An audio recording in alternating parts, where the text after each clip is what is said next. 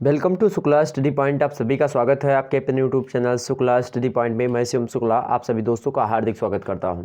दोस्तों, आज की वीडियो के अंतर्गत हम बात करेंगे एक ऐसे मुद्दे पर जो कि बहुत ही महत्वपूर्ण है। मुद्दा क्या, एक विषय वस्तु है और उस विषय वस्तु के बारे में आपको गहन अध्ययन करवाने का प्रयास करेंगे। एक ही वीडियो के अंतर्गत आप समग्र अध्ययन करने वाले हैं, पूरे के पूरे पेपर के बारे में आप जानकारी इकट्ठा करने वाले हैं। तो आपका कम समय में मैं आपकी तैयारी करवाने हेतु लगातार मेहनत कर रहा हूं। लगातार ये एक वीडियो बनाने में, वीडियो में बोलने से या पढ़ाने से कोई उतनी प्रॉब्लम नहीं होती, इतनी प्रॉब्लम्स आपके प्रश्नों को इकट्ठा करने में होती है, उसके क्वेश्चंस के आंसर ढूंढने में ही होती है। ये सारी चीज़ें आपको शायद ना पता हो तो प्लीज़, अगर ये सारी चीज़ें अगर नहीं पता तो मैं बता दे रहा हूँ कि इसमें बहुत ज़्यादा मेहनत होती है। तो फटाफट से एक बार मेरी मेहनत के लिए सभी लोग वीडियो को लाइक करके और वीडियो को सभी लोग शेयर कर दीजिए। 9 बजे लाइव एक प्रकार से रात में हो चुकी है और सभी लोगों का बहुत बहुत स्वागत है मेरे प्यारे दोस्तों। आप सभी जो है जितने लोग हमारे साथ जुड़ चुके हैं, फटाफट से एक दूसरे के पास वीडियो को शेयर करेंगे। हर एक व्यक्ति 10 लोगों को 20 लोगों के पास शेयर करे वीडियो, ताकि अच्छे से अच्छे खासे में मतलब कि आप जो जुड़ सके, लोग छात्र छात्राएं जुड़ सके और लाभान्वित हो सकें। इसी प्रकार से आपके सामने थंबनेल में प्रदर्शित ही हो रहा होगा, राजनीति विज्ञान या राजनीति शास्त्र के बारे में चर्चा होनी है, जिसको अंग्रेजी में पॉलिटिकल साइंस अर्थात पॉलिटिकल साइंस को आप लोग सभी लोगों ने जाना होगा। फर्स्ट ईयर में अगर आपने पढ़ा होगा तो पॉलिटिकल साइंस क्या होता है, उसकी परिभाषा क्या होती है, क्या एक यह वैज्ञानिक विषय है या फिर एक सामाजिक विषय है, कैसा विषय है, यह आपको पता ही होगा। इसी प्रकार से इसमें विभिन्न अध्ययन पद्धतियों के बारे में आपने फर्स्ट ईयर में पढ़ा होगा। तमाम सारे मुद्दों के बारे में आपने फर्स्ट ईयर में भारतीय संविधान का पेपर 2 के अंतर्गत विधिवत रूप से अध्ययन किया होगा। जाहिर सी बात है सारे मुद्दे आपके क्लियर हुए होंगे। तो इसी श्रृंखला में जब आप मेरे प्यारे दोस्तों बीए सेकंड ईयर में पहुंचते हैं तो उसका जब सेकंड पेपर आपके सामने आता है तो उसमें मेरे प्यारे दोस्तों हम तुलनात्मक सरकार के बारे में चर्चा करते हैं, यानी तुलनात्मक अध्ययन करते हैं। तो हम विभिन्न देशों के संविधान के बारे में पढ़ते हैं तुलनात्मक सरकार के अंतर्गत। तो यहाँ पर जो है हमको विभिन्न देशों के संविधान के बारे में पढ़ना होगा। तो यह एक प्रकार से टफ होता है, क्योंकि अपने भी संविधान का जो अगर बात की जाए भारतीय संविधान को पढ़ना तो उसको भी पढ़ना एक प्रकार से बहुत मुश्किल सा लगता है छात्र छात्राओं को। और कहीं ना कहीं पे उसमें भी बहुत सारी जो है मतलब भारतीय संविधान को क्या कहा जाता है, एक प्रकार से इतना ज़्यादा इसमें पंचमेल खिचड़ी है। विभिन्न देशों के संविधान से बहुत सारे देशों का संविधान पढ़ा गया, लगभग 60 से 70 से अधिक देशों के संविधान का गहन अध्ययन करने के बाद में भारतीय जो संविधान निर्माता थे उन्होंने भारतीय संविधान को बनाया। और उस संविधान में जिसको 70 से 80 संविधान को पढ़ने के बाद में बनाया गया, उसमें भी मेरे प्यारे दोस्तों 104 से अधिक संविधान संशोधन यानी कि अमेंडमेंट हो चुके हैं, यानी कि कॉन्स्टिट्यूशनल अमेंडमेंट भी हो चुके हैं। तो ऐसी स्थिति में आपको यह पता होना चाहिए कि एक प्रश्न आपसे लगातार एग्जाम से में प्रश्न बन सकता है कि जो है किस देश को वकीलों का स्वर्ग कहा जाता है। तो भारत देश को वकीलों का स्वर्ग कहा जाता है। क्यों कहा जाता है वकीलों का स्वर्ग? क्योंकि या फिर वकील जो है एक प्रकार से इसकी जो संविधान की भाषा है अपने यहाँ पर, जो अपने यहाँ की जो भाषा है बहुत ही जटिल भाषा है और इस जटिल भाषा को एक सामान्य नागरिक नहीं समझ पाता। इसीलिए वह अपने हर एक मुद्दे को सॉल्व करवाने के लिए एक लॉ अधिकारी अर्थात वकील से बात करता है। और लॉ अधिकारी भी अलग अलग तरीके से होते हैं, जैसे कि जो एडवोकेट होता है वह अलग होता है, जो सॉलिसिटर जनरल होता है वह अलग होता है, या मेरे प्यारे दोस्तों जो आप लॉयर कहते हैं तो लॉयर अलग होता है, और जो आप बैरिस्टर कहते हो बैरिस्टर जो होता है वह अलग होता है। तो इसमें क्या क्या अंतर होता है? जो लॉयर होता है आपको जो यानी LLB की डिग्री किए होता है, यानी कि लॉ की डिग्री प्राप्त हुआ व्यक्ति, उसको हम क्या कहते हैं? लॉयर कहते हैं। लेकिन वही मेरे प्यारे दोस्तों वही लॉयर जब क्या करता है, एक दूसरी परीक्षा होती है जब जो मतलब कि एक प्रकार से यह निर्धारित करती है कि आप किसी दूसरे का प्रतिनिधित्व कोर्ट में कर सकते हैं, तो जब वह एग्जामिनेशन आप पास करते हैं तो आप क्या बन जाते हैं? एडवोकेट बन जाते हैं। क्या बन जाते हैं आप बन जाते हैं एडवोकेट बन जाते हैं, अधिवक्ता बन जाते हैं। मेरे प्यारे दोस्तों ध्यान रखेंगे, क्या बन जाते हैं? अधिवक्ता बन जाते हैं। लॉयर को आप वकील बोल सकते हैं। वकील कैसा शब्द है?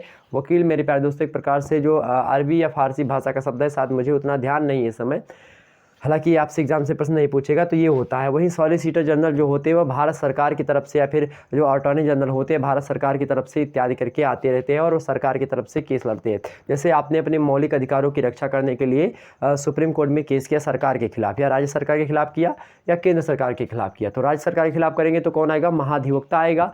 लेकिन मेरे प्यारे दोस्तों ध्यान रखेंगे, और सॉरी हम महाधिवक्ता बोल दिया हमने, वहाँ पर एक प्रकार से जो राज्य का जो है जनरल होगा, जो है सॉलिसिटर जनरल वो आएगा, और इस प्रकार से जो केंद्र का होगा वह अटॉर्नी जनरल जो होगा वह आएगा। जब केंद्र की मुद्दे को, जैसे कि हम बात करें, जब जो है केशवानंद भारती केस आप पढ़ते हैं, या इसी प्रकार से गोलक नाम जो है वाला केस पढ़ते हैं, गोलकनाथ वाला जो केरल राज्य से संबंध रखता था, तो तमाम सारे जो केस हैं ये सभी के केस को जब हम अध्ययन करते हैं तो ये सारी चीज़ें पता चलती हैं। तो उसकी तरफ से यानी भारत सरकार की तरफ से जो वकील होता है या फिर राज्य सरकार की तरफ से, उसको हम अटॉर्नी जनरल वगैरह कहते हैं, सॉलिसिटर जनरल कहते हैं। अटॉर्नी जनरल जो होता है उसके सलाह के लिए होते हैं, मतलब सलाह के लिए नहीं, असिस्टेंट होते हैं सॉलिसिटर जनरल। ओके। महाधिवक्ता महान्यायवादी जो होता है एक प्रकार से, महान्यायवादी केंद्र स्तर पर होता है, महाधिवक्ता राज्य स्तर पर होता है। ठीक, ध्यान रखेंगे सारी बातें। सुप्रीम कोर्ट जो होती है वह 2 राज्यों से जुड़े हुए मामलों को निपटाती है, और ये सारी चीज़ें होती है। और जो राज्य स्तर के मामले होते हैं राज्य के नीचे, यानी यूपी में अगर 2 जिलों के मध्य में कोई खटास हो गई तो उसको कौन निपटारा करेगा? राज्य सरकार। राज्य में कोई मामला होगा तो राज्य सरकार निपटाएगी, और मान लेते दूसरे राज्य से मान लें हस्तक्षेप होता है तो उसको कौन? सुप्रीम कोर्ट समझाएगी। ठीक, मतलब सुप्रीम कोर्ट में मामला जाएगा। ये सारी चीज़ें आप शायद जान चुके होंगे। 124 में सुप्रीम कोर्ट के बारे में बताया गया भारतीय संविधान के अंतर्गत। आपने भारतीय संविधान को विधिवत रूप से गहन अध्ययन कर लिया होगा, यह बात मैं मान के चल रहा हूँ, उसी के हिसाब से पढ़ा होगा, तभी आपके सारी बातें समझ में आएंगी। तो बिल्कुल यह जटिल विषय वस्तु है मेरे प्यारे दोस्तों, इसमें आपको समय देना होगा। अगर आपके पास समय नहीं है तो बिल्कुल मैं आपको नहीं रोकूंगा, आप जा सकते हैं। आपके पास अगर समय नहीं तो बिल्कुल आप जा सकते हैं। वैसे समय आपका जो आज इस समय दे देंगे, 1 घंटे का समय जो आज मैं लेने जा रहा हूँ, इस समय की वस्तु में, मतलब इस समय में आप बहुत सारा ज्ञान प्राप्त करने वाले, बहुत सारी चीज़ों के बारे में जानकारी प्राप्त करने वाले हैं, तो इसलिए आपको देना होगा। इसमें मेरे प्यारे दोस्तों हम बात करेंगे आज की वीडियो के अंतर्गत। वैसे बता दूं, आपका राजनीति शास्त्र यानी पॉलिटिकल साइंस के बारे में बात करेंगे BA द्वितीय वर्ष, और एक प्रकार से न्यू मॉडल पेपर के बारे में चर्चा करते हुए अंतिम समय में बस इतना आपको पढ़ लेना है, 2 से 3 बार वीडियो को देख लेनी है। आपका मैं बता दूं 60% यहीं से हो जाएगा मेरे प्यारे दोस्त, ध्यान रखेंगे। पेपर 2 यानी पेपर 2 का क्या नाम है आपका? तुलनात्मक सरकार के बारे में हमको अध्ययन करना होता है। Most important objective and subjective type के क्वेश्चंस के अंतर्गत इसके आंसर दिए जाएंगे। ठीक, तो वीडियो को अंत तक देखने का अवश्य प्रयास करें। जितने भी लोग हमको देख रहे हैं फटाफट से वीडियो को लाइक एवं शेयर अवश्य कर दे। और ध्यान रखेंगे, एक वीडियो इससे पहले हमने और बनाई थी, इस वीडियो को जरूर देख लें। हमने बनाई थी 1.5 घंटे में कॉपी कैसे लिखें, उसकी तरीका हमने बता दिया, तो लिखित वालों आप उस वीडियो को अवश्य देख लेंगे। उस पर आपका काफ़ी प्यार दुलार मिला, उसके लिए बहुत बहुत धन्यवाद। तो सभी छात्र इस वीडियो को अवश्य देखें, कम समय में कैसे पढ़ें और किस प्रकार से पढ़ें ताकि सब कुछ आप याद हो, उसके लिए ट्रिक्स और टिप्स को बना दिया गया है। BA BSc BCom PhD, आप PhD बोल रहा हो, PG वगैरह नहीं कि MA MSc MCom BEd वगैरह के छात्र हैं, उसको देख करके अपने हिसाब से अपनी बुक्स में पढ़ सकते हैं आसानी से। वहीं आज की वीडियो के अंतर्गत आपको ब्रिटेन के संविधान की मुख्य विशेषताओं के बारे में बताते हुए एक प्रकार से मैं आपको ट्रेलर बता दूं, ताकि जितने भी छात्र देख रहे हैं वह लास्ट तक बने रहें। तो ब्रिटेन के संविधान की मुख्य विशेषताओं पर चर्चा करेंगे। ब्रिटेन संविधान में जो अभिसमय होते हैं उसके महत्व को देखेंगे। ब्रिटेन के संविधान में जो सिद्धांत होते हैं और जो व्यवहार होते हैं, अर्थात उन दोनों में हम अंतर को स्पष्ट भी करेंगे। वहीं ब्रिटिश संसद के गठन का भी हम वर्णन करेंगे आज की वीडियो के अंतर्गत। वहीं ब्रिटिश संविधान का अस्तित्व क्या होता है इसके बारे में चर्चा करेंगे। ब्रिटेन की संसद की सर्वोच्चता से आप क्या समझते हैं इसके बारे में भी आपको बताने का प्रयास करेंगे। राज्य जो होता है, राजा जो होता है राज्य करता है, शासन नहीं करता, यह एक प्रकार से कथन प्रचलित है। इस कथन की भी पुष्टि आपके सामने करूंगा। क्राउन क्या होता है यानी राजमुकुट इसको कहते हैं, उसके बारे में बताएंगे। कानून और अभिसमय में क्या अंतर होता है इसको बताएंगे। अमेरिका जो अमेरिकी संविधान है उसमें राष्ट्रपति की क्या स्थिति होती है इसको बताते हुए, अमेरिका में राष्ट्रपति की पद की अगर आपको चाहिए पद अमेरिका में तो आपकी क्या योग्यताएं होनी चाहिए इसको आपको बताने का प्रयास करते हुए। पॉकेट वीटो क्या होता है यानी जेबी निषेधाधिकार जिसे कहता है, यानी कि पॉकेट वीटो यानी जेबी वीटो, वो क्या होता है। अमेरिका में राष्ट्रपति का पद अगर मान लेते हैं खाली हो जाए तो उसको कैसे भरा जा सकता है, या नए राष्ट्रपति का चुनाव कैसे क्या आता है इसके बारे में आपको बताएंगे। सीनेट क्या होता है, सीनेट का शिष्टाचार क्या होता है, फिलिबस्टर क्या होता है, अमेरिकी दल प्रणाली की क्या क्या विशेषताएं होती हैं, जेरीमैंडरिंग क्या प्रक्रिया होती है, स्विट्जरलैंड के संविधान की क्या क्या विशेषताएँ होती हैं, बहुल कार्यपालिका क्या होती है स्विट्जरलैंड की, प्रत्यक्ष प्रजातंत्र क्या होता है, विश्व समुदाय की दृष्टि से स्विट्जरलैंड की का जो राष्ट्रपति होता है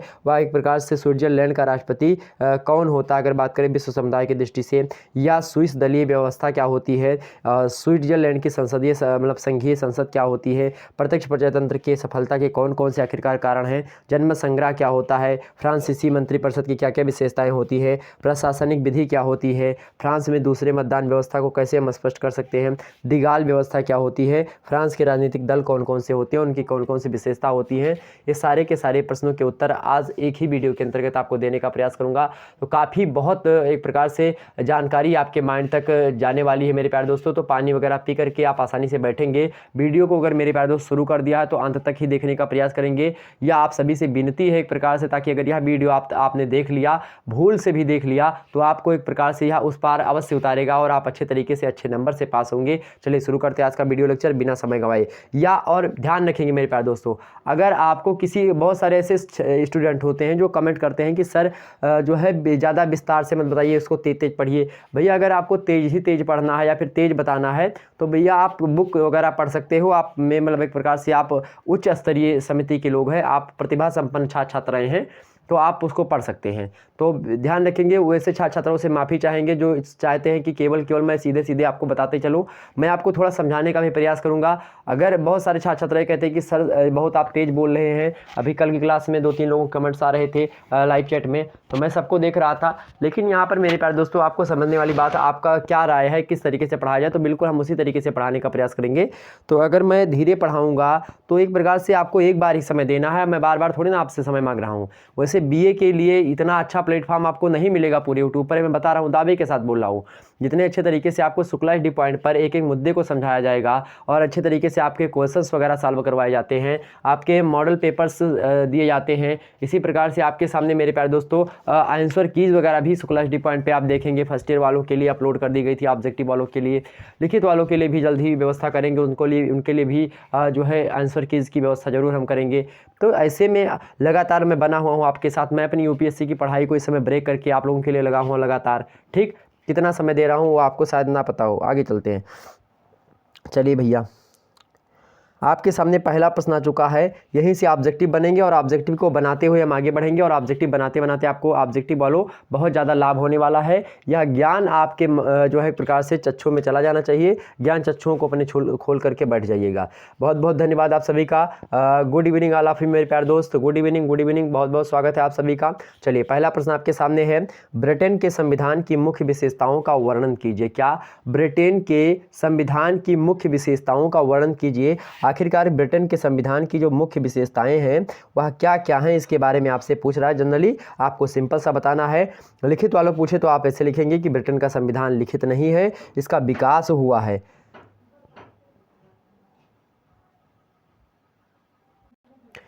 तो आप मेरे प्यारे दोस्तों यहाँ पर देख सकते हैं, ब्रिटेन का जो संविधान है वह लिखित नहीं। सबसे पहले जानिए, तो ऑब्जेक्टिव वालों आपसे प्रश्न पूछेगा कि निम्न में से किस देश का संविधान लिखित नहीं है।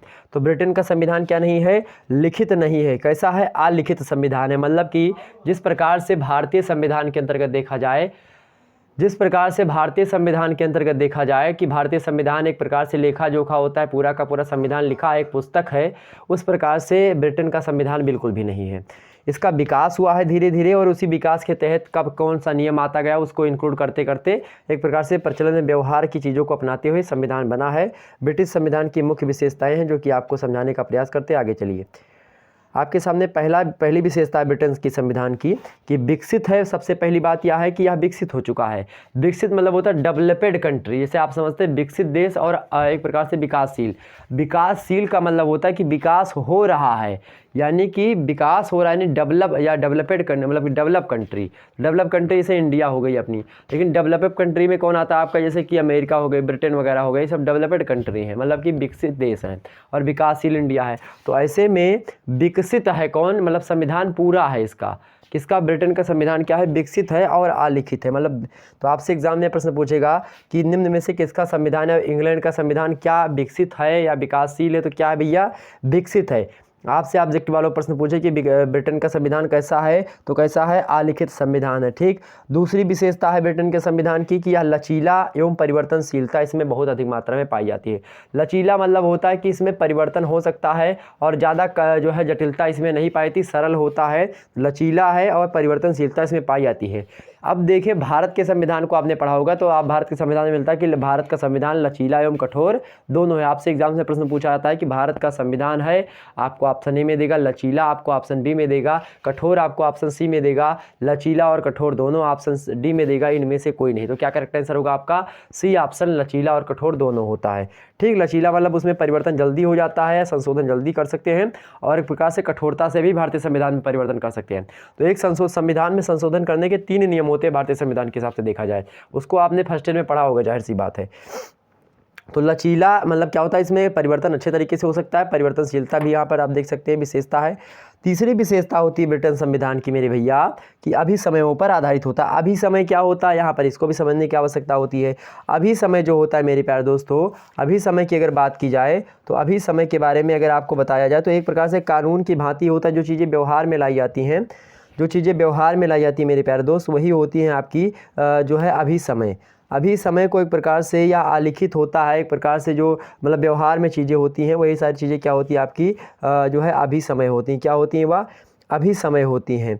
अभी समय एक प्रकार से कानून की भांति होता है। कानून और अभी समय में अंतर भी आप देखने को पाते हैं बहुत ही सारे स्थानों पर। तो कानून जैसी पवित्रता होती है इसमें जो है अभिसमयों में, और अभिसमय एक प्रकार से व्यवहारिक नॉलेज होता है। ठीक, ध्यान रखेंगे। समझ में आ रही बातें? फटाफट से एक बार सभी लोग वीडियो को लाइक करके बता दीजिए कि हाँ सारी बातें सर समझ में आ रही हैं। वैसे कानून जो बात की जाए तो कानून जो होते हैं आपके वह लिखित फॉर्म में होते हैं, लेकिन जो अभिसमय होते हैं मेरे प्यारे दोस्तों या अलिखित फॉर्म में होते हैं। तो इसमें क्या होता है, अभिसमयों पर आधारित होता है। अभिसमयों मतलब क्या होता है कि समय समय पर जो जो चीज़ें आती गई उसको हम इसमें इंक्लूड करते गए। जब हम समय समय पर कोई चीज़ें इसमें इंक्लूड करते गए, इसी प्रकार से इसका विस्तार होता गया। मान लेते हैं आज भारतीय संविधान अगर बात की जाए अभिसमयों पर आधारित है, 104 संशोधन हो गए इसमें, 104 संविधान संशोधन से अधिक संविधान संशोधन हो चुके। अब ऐसे में मेरे भैया यहाँ पर कहा जाए कि जैसे संविधान संशोधन की आवश्यकता क्यों पड़ती है, क्योंकि परिवर्तन के ही प्रकृति का नियम होता है। समाज में परिवर्तन होता है, क्योंकि समाज का ही एक अंग आपका होता है राजनीतिक पक्ष समाज का।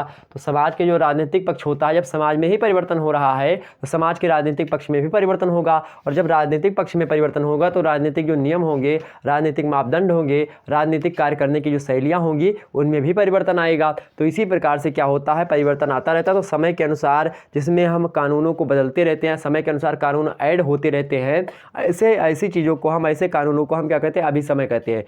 ठीक, ध्यान में आ गई बातें। जैसे बीए के छात्र छात्राएं अधिकतर क्या होते हैं कि जब परीक्षा नज़दीक आती है तब पढ़ने को एक प्रकार से आतुर हो जाते हैं, पढ़ने के लिए आतुर हो जाते हैं एकदम से। जब बीए का छात्र ऐसा होता है, बीए के छात्र छात्राएं, में बुरा मत मानना कोई लोग, लेकिन यह वास्तविकता है, इसमें सुधार करना पड़ेगा हम लोगों को, आप लोगों को, सभी को करना पड़ेगा।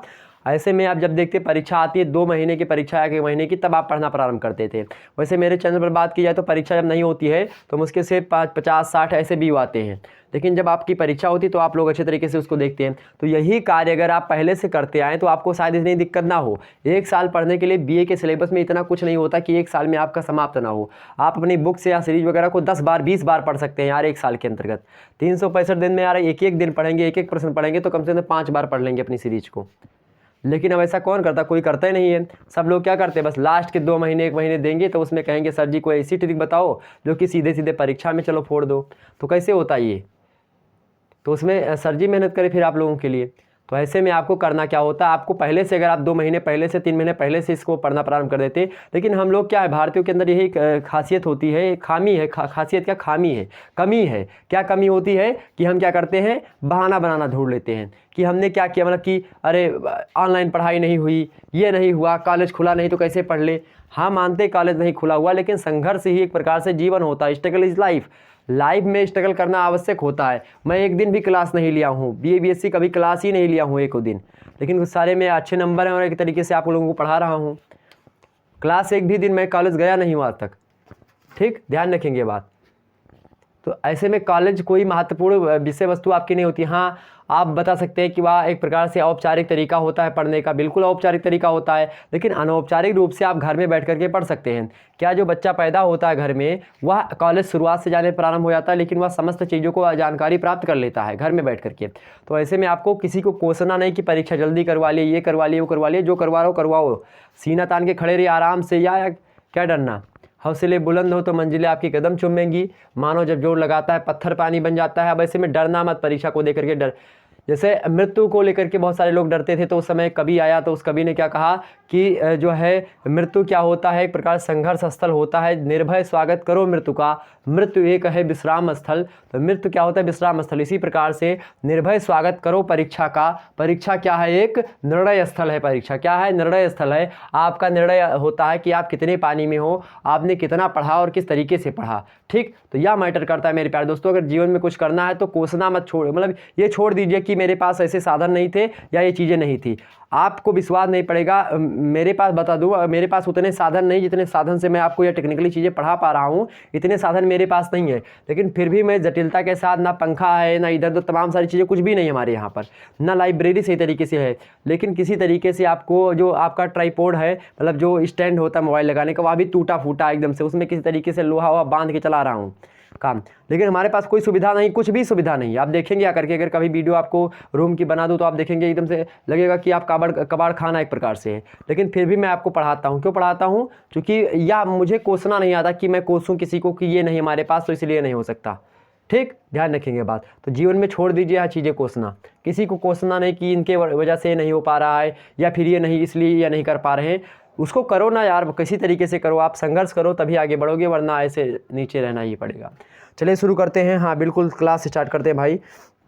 थोड़ा ज़रूरी था, आप लोग बहुत ज़्यादा जो है प्रकार से डीमोटिवेट हो चुके थे समय, इसलिए मोटिवेशन आपको ज़रूरी था। पढ़ाई के साथ साथ आपको अभिप्रेरणा की आवश्यकता होती है।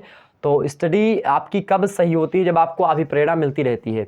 एक महीने में लगभग 2 से 3 बार आपको अभिप्रेरणा लेनी चाहिए। अभिप्रेरणा मतलब मोटिवेशन आपको प्राप्त होता रहना चाहिए। ठीक, ध्यान रखेंगे। आगे बढ़ते हैं। तो अभी समयों पर आधारित होता है जो है ब्रिटेन का कानून। वहीं एकात्मक शासन होता है कहाँ पर? एकात्मक शासन होता है कहाँ पर भैया? ब्रिटेन में। वहीं तीसरी चीज़ें, पांचवी चीज़ें, संसद की संप्रभुता होती। क्या? संसद की संप्रभुता होती कहाँ पर? ब्रिटेन में। आपको एग्जाम से प्रश्न पूछेगा ब्रिटेन के संविधान की विशेषताएं हैं। आपको एग्जाम से में देगा एकात्मक शासन, आपको प्रश्न ऑप्शन में देगा संसद की संप्रभुता, आपको ऑप्शन में देगा संसदात्मक शासन, आपको इसी प्रकार से ऑप्शन डी में देगा ये सभी। तो क्या होगा? ये सभी। तो इन सभी को एकदम से कंठस्थ कर लीजिए। संसद की संप्रभुता, एकात्मक शासन, संसदात्मक शासन। संसदात्मक शासन व्यवस्था जानते हैं, आप पढ़े होंगे बीए फर्स्ट ईयर में। यही कहता हूँ, अगर आप फर्स्ट ईयर में सही तरीके से पढ़ दें तो सेकेंड ईयर में कोई दिक्कत ना हो, सेकेंड ईयर सही तरीके से पढ़े तो थर्ड ईयर में आपको कुछ नहीं करना है। ठीक, ध्यान रखेंगे यह बात। विवेक एवं संयोग की संतान है। क्या? विवेक और संयोग की क्या है? संतान है। कौन? जो अपना ये मतलब ब्रिटेन का जो संविधान है, कैसा जो है संविधान है? या विवेक का संविधान है और संयोग की संतान है। क्या? विवेक एवं संयोग की क्या है? संतान है। मतलब विवेक से और संयोग से उत्पत्ति हुई किसकी? ब्रिटेन के संविधान की। तो आपसे एग्जाम से प्रश्न पूछेगा ऑब्जेक्टिव वालों कि कौन सा संविधान विवेक एवं संयोग की संतान है? तो ब्रिटेन का संविधान है। आपसे पूछेगा कि सिद्धांत और व्यवहार में अंतर किस संविधान संशोधन में, मतलब किस संविधान में स्पष्ट रूप से मिलता है? तो ब्रिटेन के संविधान में अधिक मात्रा में मिलता है। हालांकि अन्य संविधान में भी आपको देखने को मिलेगा। तो यहाँ से ऐसा प्रश्न बनना एक प्रकार से जो है 50% से नीचे ही है। तो इस प्रश्न को बिल्कुल आपको जो है इसको ध्यान में रखने की आवश्यकता है। प्रश्न हो सकता है आपसे ना पूछा जाए। ठीक, क्योंकि यहाँ से प्रश्न आपको नहीं पूछेगा जो भी थोड़ा मतलब कि जो एक प्रकार से थोड़ा सोचनीय प्रश्न होंगे, मतलब कि थोड़ा एक प्रकार से दूसरे प्रश्न से रिलेशन रखते होंगे या एक प्रश्न के 2 उत्तर हों, ऐसे प्रश्न आपसे नहीं पूछेगा। संसदात्मक शासन विवेक और संयोग की संतान, वही सिद्धांत और व्यवहार में अंतर भी होता है इसमें। लोकतंत्रात्मक शासन है यह। ब्रिटेन कैसा देश है? लोकतंत्रात्मक शासन व्यवस्था वहाँ पर है। और ध्यान रखेंगे भारत में भी लोकतंत्रात्मक शासन व्यवस्था है। हम भारत के लोग, भारत को एक संपूर्ण प्रभुत्व संपन्न समाजवादी पंथ निरपेक्ष आप भारतीय संविधान की प्रस्तावना पढ़ते, जिसको भारतीय संविधान की कुंजी कहा जाता है, भारतीय संविधान की आत्मा भी कहा जाता है। लेकिन डॉक्टर भीमराव अम्बेडकर ने भारतीय संविधान की आत्मा किसे कहा है? तो डॉक्टर भीमराव अम्बेडकर ने भारतीय संविधान की आत्मा अनुच्छेद 32 को कहा, जिसमें कहा गया है संवैधानिक उपचारों के अधिकार के बारे में आपको बताया, जिसमें तमाम प्रकार के आप प्रतिषेध, लेख अधिकार, प्रेक्षाबंदी, प्रत्यक्षीकरण, ये सारे के सारे हेबियस कॉर्पस, जिसको आपको एक केस हेबियस कॉर्पस केस आपने सुना होगा, तो बंदी प्रत्यक्षीकरण का केस होता है वो। तो ये सारे की 5 चीज़ें होती, जो कोई कार्य गलत अधिकारी गलत कार्य कर रहा हो, या अपने जो पद है उस पद पर आसीन होकर के अपने पद का सही निर्वहन न कर रहा हो, या इसी प्रकार से किसी व्यक्ति को पुलिस जबरदस्ती बंद कर ले, न्यायालय में ना पेश कर रहे 24 घंटे के भीतर आने जाने के समय को छोड़ करके, तो ऐसी स्थिति में ये सारी चीज़ें काम आती। मौलिक अधिकारों की रक्षा करने के लिए अनुच्छेद 32 का प्रयोग एक सामान्य नागरिक कर सकता है। ठीक, आगे बढ़ते हैं। तो लोकतंत्रात्मक शासन व्यवस्था, यहाँ पर राज्य का अध्यक्ष वंशानुगत होता है। तो राज्य का अध्यक्ष अपने यहाँ पर कैसा होता है? गणतंत्र वह देश होता, समझिए गणतंत्र अगर बात की जाए तो गणतंत्र मतलब होता है कि राज्य का जो मुखिया होगा, यानी राज्य का अध्यक्ष जो होगा, वह अगर जनता के द्वारा चुना जाए, मतलब उस चुनाव हो उसका, तो मेरे प्यारे दोस्तों वह गणतंत्र होता। तो भारत क्या गणतंत्र है? भारत गणतंत्र है, बिल्कुल गणतंत्र है, पूर्ण रूप से गणतंत्र है, क्योंकि राष्ट्रपति का चुनाव अपने यहाँ पर होता है। राष्ट्र का मुखिया कौन होता है? राष्ट्रपति। भारत का प्रथम नागरिक कौन होता है? राष्ट्रपति। तो सबसे पहले बताने का प्रयास करें कमेंट सेक्शन में कि सबसे पहले आधार कार्ड किसका बना होगा। कमेंट सेक्शन में बताने का प्रयास करें, चैट सेक्शन में सबसे पहले आधार कार्ड किसका बना होगा। जी हाँ, ठीक है, अभी कमेंट सेक्शन में मैं देख रहा हूँ आपके। तो चलिए, तो राज्य का अध्यक्ष जो होता है यहाँ पर वंशानुगत होता है। वंशानुगत मतलब होता है कि मान लेते हैं एक व्यक्ति है निरहू, एक व्यक्ति निरहू है तो निरहू के बच्चे मान लेते घुरहू, और घुरहू के बच्चे कौन है? मगरे। तो निरहू मान लेते राष्ट्रपति हैं या राष्ट्र के अध्यक्ष हैं ब्रिटेन के, निरहू राष्ट्र के अध्यक्ष मान लेते हैं, एक प्रकार से मान लेते हैं। तो निरहू के लड़के कौन है? घुरहू। तो घुरहू को फिर एक प्रकार से जब निरहू नहीं रहेंगे तो घुरहू को बना दिया जाएगा क्या? राष्ट्रपति। ठीक, और राष्ट्रपति जब घुरहू नहीं रहेंगे या फिर राजा जो घुरहू नहीं रहेंगे तो कौन बन जाएगा आपके राजा? कौन बन जाएगा मेरे प्यारे दोस्तों? उनके बच्चे मगरे बन जाएंगे। मतलब कि वो आनुवांशिक रूप से चला रहा है। और यही प्रक्रिया आप देखते होंगे कांग्रेस सरकार में, आप देखते होंगे कांग्रेस सरकार में आपने देखा लगातार वंशानुगत चला रहा है, मतलब लगता है कि राजतंत्र चल रहा है। ठीक, लेकिन यहाँ पर एक प्रकार से वैसा आप देखेंगे नहीं होगी। मनमोहन सिंह जी आपके प्रधानमंत्री भी रह चुके हैं, तो ऐसे में यह चीज़ें नहीं कहा जा सकता है। चलिए इस पर टिप्पणी करना उचित ना होगा, आगे बढ़ते हैं। वैसे सरकार ठीक ठाक सभी होती हैं, लेकिन यहाँ पर मेरे प्यारे दोस्तों जो आनुवांशिक सरकारें होती हैं इसमें हो सकता है काबिलियत उनके बच्चे के अंदर उतनी ना हो, तो फिर भी वह राज्य का अध्यक्ष बना हुआ है। तो ऐसे में मेरे प्यारे दोस्तों अब एक मूवी देखा होगा आप लोगों ने, किसकी मूवी थी? ऋतिक रोशन की मूवी थी। बिहार पर एक प्रकार से जो सुपर 30 बनी हुई है, उसमें क्या कहता है कि राजा का बेटा राजा नहीं बनेगा, राजा वही बनेगा जो उसके लायक होगा या उसके हकदार होगा। ठीक, तो सेम वही प्रक्रिया होती है आज के परिप्रेक्ष्य में। तो गणतंत्र वही होता है। राष्ट्रपति अपन यहाँ पर देखते हैं बदलते रहते हैं हमेशा, मतलब कि हर 5 वर्षों पर। अगला विधि का शासन होता है। यहाँ पर विधि मतलब कानून, कानून का क्या होता है? शासन होता है। आगे है द्विदलीय और बहुदलीय की ओर होता है यहाँ का संविधान। ठीक, ये सारी चीज़ समझ में आ गई। आगे बढ़ते थोड़ा सा। दूसरा नंबर प्रश्न आपके सामने दिया हुआ है। दूसरा नंबर प्रश्न, तो ये एक बार मैंने समझा दिया इतनी चीज़ें, अब बाद में उतने समझाने की आवश्यकता नहीं पड़ेगी, चिंता मत करिए आप सभी लोग। यहाँ पर दूसरा समझिए, ब्रिटिश समुदाय क्या दिया हुआ है? ब्रिटिश संविधान में अभिसमयों का क्या महत्व होता है? तो ब्रिटिश मतलब ब्रिटेन में अभिसमयों का महत्व होता है कि उसे कानून जैसी पवित्रता प्राप्त होती है। जो अभिसमय हमने बताया था कि जो कानून की भांति होते हैं, अलिखित होते हैं। ठीक, मतलब एक प्रकार से जो एक प्रकार से धीरे धीरे बदलते भी रहते हैं, तो उनको हम मेरे प्यारे दोस्तों वहीं पर पूछा आपसे जा रहा है कि जो है ब्रिटेन में या ब्रिटिश संविधान में जो अभिसमय होते हैं उनका क्या महत्व होता है? तो उनको कानून का दर्जा प्राप्त है ब्रिटेन के संविधान में। किसको? अभिसमयों को। ठीक, ध्यान रखेंगे। और इसके कारण कौन कौन से होते हैं? क्यों इसको बनाया गया? क्योंकि संविधान के विकास में सहायक होते हैं अभिसमय। अभिसमय क्या होते हैं? समाज संविधान के विकास में क्या होते हैं? सहायक होते हैं। वहीं दूसरी चीज़ें शासन व्यवस्था को श्रेष्ठतम रूप प्रदान करते हैं। कौन? अभिसमय जो होते हैं कि समय के साथ अगर संविधान में आपके परिवर्तन हो रहा है तो ये बहुत अच्छी बात है। आगे बढ़ते, राष्ट्रमंडल को सफल बनाने में भी सहायक होते हैं। यहाँ राष्ट्रमंडल को सफल बनाने में भी सहायक होता है आपका कौन? अभिसमय जो होता है। जन प्रभुसत्ता को सफल बनाने में भी जो है ये सारी चीज़ें होती हैं कि जन प्रभुसत्ता मतलब जन संप्रभुता सही तरीके से चलती है। संप्रभुता क्या होती है? सॉवरेन होती है, यानी कि एक व्यक्ति का क्या अधिकार होता है? वह आंतरिक और बाहरी रूप से स्वतंत्र हो, तो एक प्रकार से वही होती है आपकी जन संप्रभुता होती है। उसको सफल बनाने में भी अभिसमयों का महत्वपूर्ण योगदान होता है।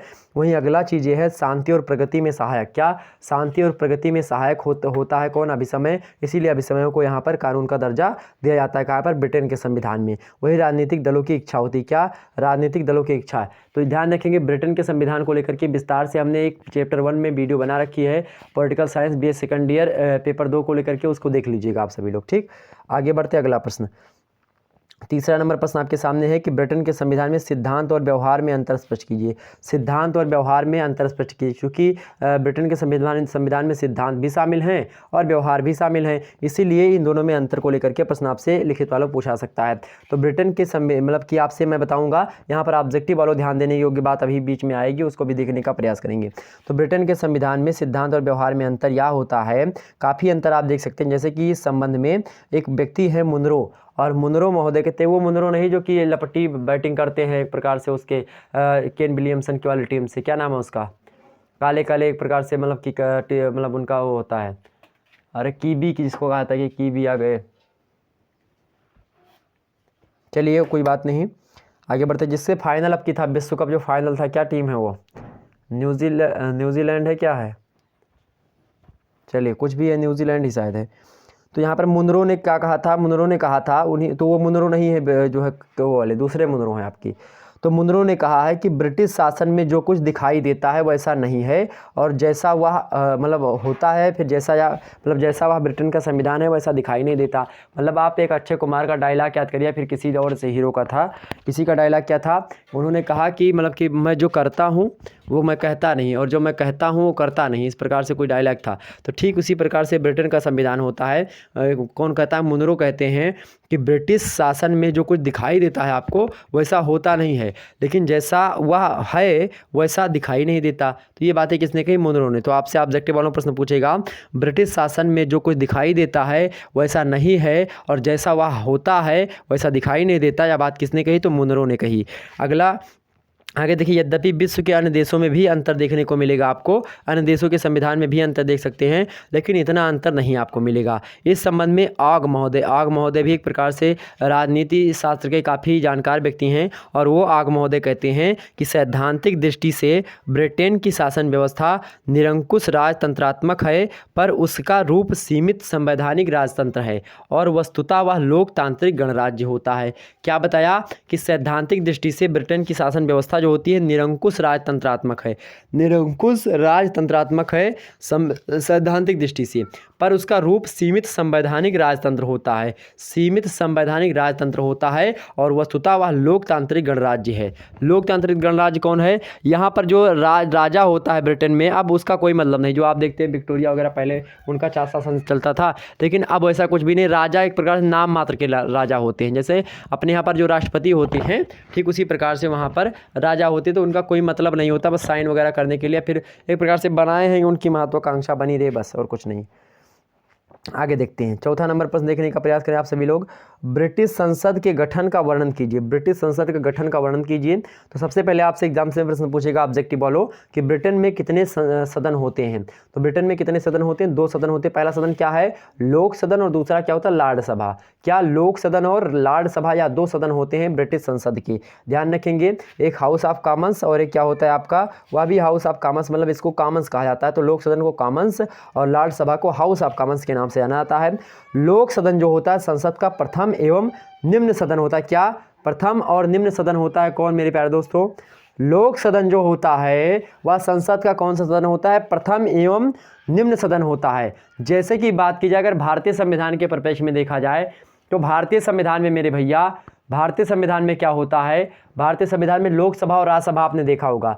लोकसभा जो होता है वह जनता के द्वारा चुना हुआ होता है, जनता के द्वारा चुना हुआ होता है, मतलब सांसद वगैरह जो चुनते हैं आप, तो वही सांसद जाकर के लोकसभा में बैठते हैं। लेकिन जो सांसद आप नहीं चुनते हैं, अप्रत्यक्ष रूप से उनका चुनाव होता है, वह राज्यसभा के सदस्य होते हैं। राज्यसभा को अपने यहाँ पर द्वितीय सदन कहा जाता है। द्वितीय सदन इसलिए कहा जाता है क्योंकि यहाँ के रिप्रेजेंटेटिव जो होते हैं, जो यहाँ के एक प्रकार से प्रतिनिधित्वकार होते हैं, जो वहाँ पर बैठते हैं राज्यसभा के सांसद, उनको हम और आप नहीं चुनते हैं मेरे प्यारे दोस्तों। ठीक इसी प्रकार से जो वहाँ पर हाउस ऑफ कॉमन्स होती है यानी लॉर्ड सभा होती है, वह राज्यसभा अपने यहाँ के बराबर होती है, और जो लोकसभा होता है मेरे प्यारे दोस्तों वह लोक सदन के बराबर होता है। यह बातें आपको पता होनी चाहिए। अपने यहाँ पर लोकसभा का चुनाव होता है, हर 5वें वर्ष आप देखते हैं सांसद का चुनाव होता है, वही सांसद मिलकर के मोदी जी को वोट देते हैं और मोदी जी प्रधानमंत्री बनते हैं, यानी बहुमत का नेता, लोकसभा के बहुमत का नेता प्रधानमंत्री होता है। ठीक, और ध्यान रखेंगे बातें। तो यहाँ पर आपको पता है लोकसभा की वैसे वोटों के माध्यम से लोकसभा स्पीकर का भी एक प्रकार से निर्धारण किया जाता है। तो मतलब भारतीय संविधान की दृष्टि से देखा जाए जो संसदात्मक शासन व्यवस्था है जिस प्रकार से ब्रिटेन में है वही प्रकार से इंडिया में है, क्योंकि ब्रिटेन के संविधान से ही संसदात्मक शासन व्यवस्था भारतीय संविधान में ली गई, मतलब ग्रहण की गई। समझ में आ रही बातें? तो सेम जैसे भारत के है वैसे जाके आपके जो है ब्रिटेन के हैं। समझ में आ रही बातें? फटाफट वीडियो को लाइक करके और वीडियो को शेयर कर दीजिए। सभी लोगों के पास वीडियो को शेयर कर दीजिए अगर मज़ा आ रहा है समझने में। ठीक, तो समझ में आई बात। लोक सदन को निम्न सदन क्यों कहते हैं हम? लोक सदन को हम उच्च सदन क्यों कहते हैं या प्रथम सदन क्यों कहते हैं? सॉरी, चलिए आगे बढ़ते, इसको बताने में लग जाएंगे तो बहुत ज़्यादा समय आपका ले लेंगे। आगे बढ़ते, वैसे पूछेगा नहीं आपसे, ही ऑब्जेक्टिव वालों पूछेगा। तो इसे लोकप्रिय सदन क्या कहा जाता है? क्या प्रथम एवं निम्न सदन होता है। कौन? आपका लोक सदन जो है ब्रिटेन का, इसे क्या कहा जाता है? प्रिय सदन कहा जाता है। तो आपसे एग्जाम से प्रश्न पूछेगा ब्रिटिश संसद के मतलब ब्रिटिश संसद में लोकप्रिय सदन किसे कहा जाता है? तो लोक सदन को कहा जाता है। किसको? लोक सदन को लोकप्रिय सदन कहा जाता है, क्योंकि यहाँ के जो जनता के द्वारा चुने हुए लोग होते हैं, इसके सदस्यों का निर्वाचन जनता के द्वारा प्रत्यक्ष रूप से होता है। संपूर्ण ब्रिटेन को एक संसदीय निर्वाचन क्षेत्र के आधार पर विभाजित कर दिया गया है। प्रत्येक निर्वाचन क्षेत्र में जिस उम्मीदवार को अधिक मत मिलता है उसे उस मतलब क्षेत्र का विजयी घोषित कर दिया था। सांसद अपने यहाँ पर होते वैसे। ठीक, लोक सदन की संख्या कितनी है? 650 है ब्रिटेन में, ध्यान रखेंगे। तो आपसे एग्जाम से प्रश्न पूछे कि ब्रिटेन में लोक सदन की सदस्य संख्या कितनी है, तो 650 है। अपने यहाँ पर 545 के आसपास है, ठीक, ध्यान रखेंगे। राज्य सभा जो होती है संसद का द्वितीय सदन या फिर उच्च सदन होता है। उच्च सदन इसलिए होता है क्योंकि यह कभी भंग नहीं होता। उच्च सदन जो होता है, अपने भारत का भी राज्यसभा जो होता है वह राज्यसभा कभी भंग नहीं होता, इसलिए इसको उच्च सदन कहा जाता है। लोकसभा क्या होती है, हर 5 वर्ष भंग हो जाती है, इसीलिए इसको हम निम्न सदन कहते हैं। जनता के द्वारा इसमें चुने हुए होते हैं लोकसभा में, इसीलिए इसको हम प्रथम सदन कहते हैं। द्वितीय सदन इसलिए हम राज्यसभा को कहते हैं क्योंकि यहाँ के जो आपके सांसद होते हैं वह जनता के द्वारा नहीं चुने होते, मतलब अप्रत्यक्ष चुनाव के माध्यम से जाते हैं, ठीक। 12 सदस्य राज्यसभा में ही मनोनीत किए जाते हैं विभिन्न क्षेत्रों से, ठीक। सारी बातें समझ में आ गई, आगे देखते हैं। समझ में आ रही ना बातें? चलिए फटाफट से वीडियो को लाइक करके शेयर कर दिए और बताते रहिए सर कि समझ में आ रहा है कि नहीं समझ में। कम ऑन, फटाफट से पढ़ने का प्रयास करें। बहुत ही अच्छे तरीके से समझ में आ रही होगी बातें, बहुत जानकारी आपको देने का प्रयास करता हूँ। जितनी भी जानकारी आपको शायद जो है इतने अच्छे तरीके से आप किताब पढ़ते तो ना मिलती।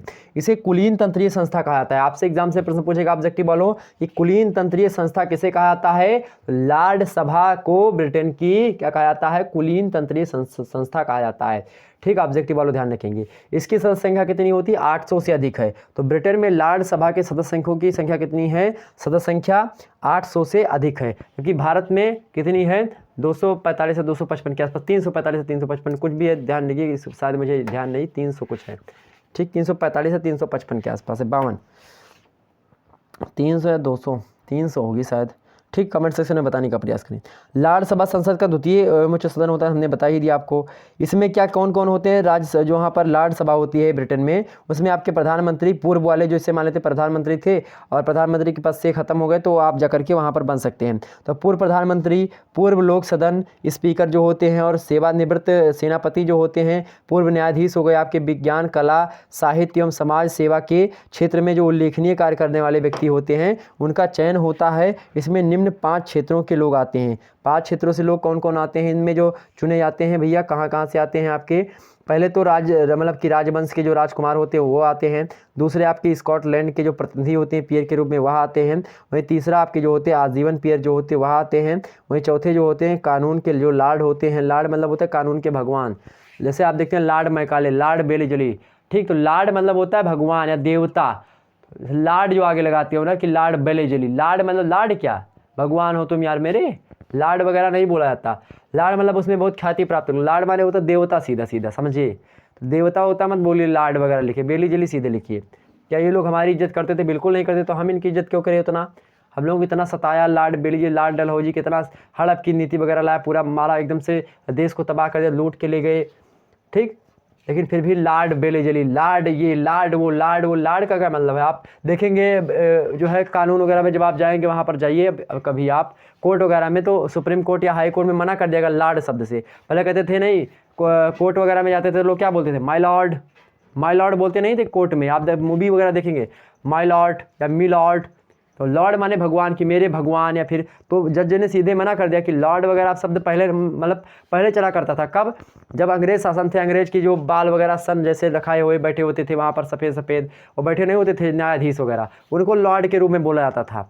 तो वो लॉर्ड वहाँ पर जो भारतीयों से लॉर्ड बुलवाते थे, वकील क्या बोलते थे? My lord, me Lord. तो अब उसको बैन करें, मतलब इसको बोलना वहाँ पर नहीं बताएगा कि अब मत बोलिए इसको। क्या बोले अब आप सीधे, या आप सीधे बोलते हैं कि योर ऑनर, योर ऑनर, इस प्रकार से बोलते हैं कि योर ऑनर, इस प्रकार से बोलते हैं ना योर ऑनर, ठीक। ध्यान रखेंगे। तो ये सारी चीज़ें हैं। तो कानून के जो भगवान हो या कानून के एक प्रकार से कानून को जानने वाले हों उनको, और आध्यात्मिक लॉर्ड मतलब जो अध्यात्म को जानने वाले हों उनको रखा जाता है यहाँ पर, ठीक। आगे बढ़ते 5वां नंबर प्रश्न। 5वां नंबर प्रश्न आपके सामने है कि ब्रिटिश संविधान, क्या भैया? ब्रिटिश संविधान का अस्तित्व स्पष्ट कीजिए। तो टॉमस बेन और डी टाकविले का कहना है कि ब्रिटेन में संविधान नहीं है। तो ऑप्शन एग्जाम से प्रश्न पूछेगा कि कौन कहता है कि ब्रिटेन में संविधान नहीं है? तो टॉमस बेन और डी टाकविले महोदय का यह बातें कहना है, ठीक।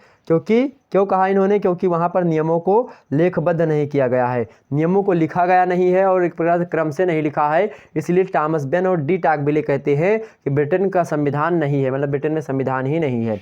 लेकिन ऐसा बिल्कुल भी नहीं मेरे प्यारे दोस्त, ब्रिटेन में संविधान है और इसके निम्न तर्क के माध्यम से समझते हैं कि किस प्रकार से हम कह सकते हैं कि ब्रिटेन में संविधान है। आइए समझते हैं एक एक मुद्दे को। सारी बातें समझ में आ रही तो फटाफट से वीडियो को लाइक करके हमको बता सकते हैं आप। चलिए, लिखित और अलिखित का भेद अवास्तविक है। लिखित और अलिखित का भेद जो है अवास्तविक है। मतलब मान लेते हैं वहाँ पर लिखित है या फिर नहीं लिखित है, इसका डोंट मैटर, एक किताब नहीं, बाकी वहाँ पर कानून वगैरह भी लिखे हुए होंगे कहीं पर, लेकिन एक प्रकार से क्रमबद्धता से नहीं लिखे हैं यह बातें वहाँ पर। तो ये एक प्रकार से ये अवास्तविक है, क्योंकि काम भी वही हो रहा है जो आपका भारत संविधान में हो रहा है, वही कार्य आप ब्रिटेन संविधान में देखेंगे। कानून वहाँ पर रुका नहीं है कि वहाँ पर कोई कार्य नहीं हुआ या फिर कोई कानून कम पड़ रहा है, ऐसा बात नहीं है। दूसरी बात यह है कि संविधान के कुछ अंश लिखित हैं, संविधान के कुछ अंश वहाँ पर लिखित मिलेंगे आपको, तो ऐसे में यह कहना कि ब्रिटेन संविधान पूर्ण रूप से अलिखित है यह गलत होगा, या भारतीय मतलब कि ब्रिटिश संविधान ही नहीं, यह भी गलत होगा। आगे, ब्रिटिश संविधान सिद्धांत में लचीला है और व्यवहार में नहीं। व्यवहार में वह लचीला नहीं है, लेकिन सिद्धांतों में आप लचीलापन देख सकते हैं। इसलिए मेरे प्यारे दोस्तों आप देख सकते हैं कि यह एक प्रकार से, इसमें हम यह नहीं कह सकते कि यह अलिखित है, ब्रिटेन में संविधान ही नहीं है। वहीं अगला तर्क आपको दिया जा सकता है कि ब्रिटिश संविधान में आधारभूत भी नियम, आप देखेंगे कि ब्रिटिश संविधान के कुछ आधारभूत ऐसे नियम होते हैं जिन्हीं नियमों से अन्य प्रकार के नियम बनाए जाते हैं धीरे धीरे। तो इस प्रकार से हम यह सिद्ध कर सकते हैं कि ब्रिटेन का संविधान लिखित संविधान ना होते हुए भी क्या है, उसमें संविधान का कार्य करता है। आगे बढ़ते हैं, 6वां नंबर प्रश्न, ब्रिटेन में संसद की सर्वोच्चता से आप क्या समझते हैं। ब्रिटेन के बाद में समझ लें, उसके बाद में अन्य राज्य के बारे में भी आपके सामने प्रस्तुत करने का प्रयास करूंगा। बहुत सारे प्रश्न हैं मेरे प्यारे दोस्तों, हमने शुरुआत में आपको बता ही दिया। तो ब्रिटेन में संसद की सर्वोच्चता से आप क्या समझते हैं। तो ब्रिटेन में संसद की मतलब ब्रिटेन में संसद जो है संप्रभु और सर्वोच्च है। आपसे एग्जाम से प्रश्न पूछेगा कि ब्रिटेन में संसद कैसा, सर्वोच्च है या संप्रभु है, तो क्या है, संप्रभु भी है और सर्वोच्च भी, सबसे ऊपर भी है। और संप्रभु मतलब आंतरिक रूप से और बाहरी रूप से संसद क्या है, स्वतंत्र है। ठीक, उसे किसी भी कानून के निर्माण करने या समाप्त करने या किसी भी कानून को संशोधित करने का पूरा अधिकार प्राप्त है। कहाँ पर, ब्रिटेन में। ब्रिटेन में जो संसद होती है वह कोई कानून बना सकती है, उसको समाप्त कर सकती है, उसमें कोई संशोधन भी कर सकती है। इसको पूरा रूप से अधिकार है किसको, ब्रिटिश की संसद को प्राप्त है। कानून निर्माण के क्षेत्र में उसे एकाधिकार प्राप्त होता है, कानून निर्माण बनाए उसको, उस पर एकाधिकार प्राप्त है, उसमें कोई रोक टोक नहीं होती। यहाँ पर जो कानून जनहित में नहीं है उसे संसद समाप्त कर देती है। अब मान लेते कोई कानून ऐसा बन गया संसद के द्वारा जो कि क्या हो मेरे प्यारे दोस्तों, जनहित में नहीं है, तो उसको वह समाप्त भी कर सकती है। वही इन्हीं कारणों से ब्रिटिश संसद को संप्रभु माना जाता है। किस कारण से, इन्हीं कारणों से जो हमने आपको बताया, यह कानून के रूप में बिल्कुल स्वतंत्र है, जो चाहे वो कानून बना सकती है, लेकिन ऐसे कानून जो कि लोक हित में ना हो, जन के हित में ना हो, उनको समाप्त करने का भी अधिकार है। तो ऐसी स्थिति में इसको स्वतंत्र रूप से बना सकते हैं कि यह संप्रभु है, यानी सॉवरेन जो है एक प्रकार से कॉन्स्टिट्यूशन है कहाँ का, ब्रिटेन का, यानी सॉवरेन जो है उनकी वहाँ पार्लियामेंट है, यानी संसद है। ठीक, संसद की संप्रभुता से क्या तात्पर्य होता है, संसद की संप्रभुता से तात्पर्य लोक सदन की संप्रभुता से लगाया जाता है। अर्थात जो लोकसभा होती है, लोकसभा कितना स्वतंत्र हो, अगर लोकसभा स्वतंत्र है पूर्ण रूप से, उस पर किसी का अधिकार नहीं या फिर किसी का दबाव नहीं है, तो आप समझ जाइए कि संसद एक प्रकार से क्या है, स्वतंत्र है। ऐसे भारत में बात है 2 सदन होते हैं, लोकसभा और राज्यसभा।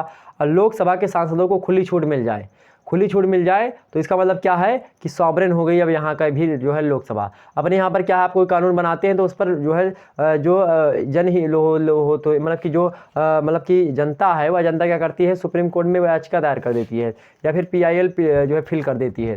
तो ऐसे में मेरे प्यारे दोस्तों यहाँ पर एकाधिकार नहीं प्राप्त है संसद को, लेकिन ब्रिटेन में एकाधिकार प्राप्त है संसद को। आगे बढ़ते हैं, अगला प्रश्न है, अगला प्रश्न आपके सामने है, राजा राज्य करता है शासन नहीं करता, स्पष्ट कीजिए। राजा जो होता है राज्य करता है लेकिन शासन नहीं करता, ब्रिटेन की बात कर रहा है यहाँ पर, क्या कथन है। तो ब्रिटिश राजा राज्य करता है परंतु शासन नहीं करता। राजा का महत्व आज भी प्राचीन काल की तरह ही है, लेकिन वास्तव में उन शक्तियों का प्रयोग वह अब नहीं कर सकता जो पहले किया करता था। लोकतंत्र के विकास के फलस्वरूप राजा आज केवल नाम मात्र का शासन प्रमुख रह गया है, उसकी सभी शक्तियाँ राजमुकुट के हाथ में चली गई हैं। व्यक्तिगत रूप से राजा मुकुट की किसी मतलब राज मुकुट की किसी भी शक्ति का प्रयोग वह नहीं कर सकता। राजा इसका प्रयोग उत्तरदायी मंत्रियों के द्वारा किया जाता है। इस प्रकार राजा के हाथ में शासन की कोई शक्ति नहीं है अब, अर्थात राजा राज्य नहीं करता, मतलब राजा राज्य करता है शासन नहीं करता, यह कथन सत्य प्रतीत होता है। यह बात किसके संदर्भ में, राजा राज्य करता है किंतु शासन नहीं, यह कथन किस देश के संविधान के परिप्रेक्ष्य में बातें बताई गई है, किस देश के संबंध में बातें बताई गई हैं इसके, तो क्या ब्रिटिश संविधान के बारे में। ठीक, 8वां प्रश्न देखें, क्राउन यानी राजमुकुट से आप क्या समझते हैं? क्राउन राजसत्ता का वह प्रतीक होता है जिसे राजपद पर आसीन होने के बाद राजा अपने मस्तक पर धारण करता है। क्राउन यानी कि राजमुकुट होता है। प्राचीन समय में महारानी एलिजाबेथ प्रथम के समय तक राजा अपने राजमुकुट में कोई अंतर नहीं था, मतलब राजा के राजमुकुट में कोई अंतर नहीं होता था, क्योंकि सभी शक्तियाँ केंद्र बिंदु राजा ही होता था। महारानी एलिजाबेथ प्रथम के समय शक्तियों को लेकर के मंत्रिमंडल से संघर्ष शुरू हो गया और इस संघर्ष में सभी शक्तियाँ राजा के हाथ से निकल करके मंत्रिमंडल के पास चली गई। अब मंत्रिमंडल जो होता था, मंत्रिमंडल अब राजा के साथ मतलब राजा के नाम पर कानून बनाने लगी थी। वर्तमान समय में मंत्रिमंडल से तात्पर्य राजा, मंत्रिमंडल, संसद और समस्त प्रशासनिक अधिकारियों से है कि मंत्रिमंडल में कौन कौन शामिल होते थे? पहले राजा, मंत्रिमंडल, संसद और समस्त प्रशासनिक जो अधिकारी होते थे सब मंत्रिमंडल में शामिल हो जाते थे। तो अब राजा एकमात्र जो है वहाँ पर नियम वगैरह नहीं बना रहा था। एलिजाबेथ के बाद, एलिजाबेथ प्रथम रानी आई थी, उन्हीं के बाद में वहाँ पर जो है एक प्रकार से लोकतंत्र की व्यवस्था सामने आने लगी। तो ये बातें सही है, ठीक। तो अब मतलब राजमुकुट का मतलब होता था कि मतलब पहले राजा ही सारी चीज़ें क्या करता था, लेकिन अब क्या हो गया, धीरे धीरे वहाँ पर मंत्रिमंडल बना, वहाँ पर संसद मतलब सदन हो गए, 2 सदन वो कानून बनाने लगे, राजा को कोई महत्व नहीं रहेगा, नाम मात्र के राजा। आगे बढ़ते हैं, अगला प्रश्न। अगला प्रश्न आपके सामने है, चलिए फटाफट से एक बार वीडियो को शेयर कर दीजिए सभी लोग और लाइक कर दीजिए। 9वां नंबर प्रश्न आपके सामने है, कानून और अभिसमय में क्या अंतर होता है? कानून और अभिसमय में क्या अंतर होता है?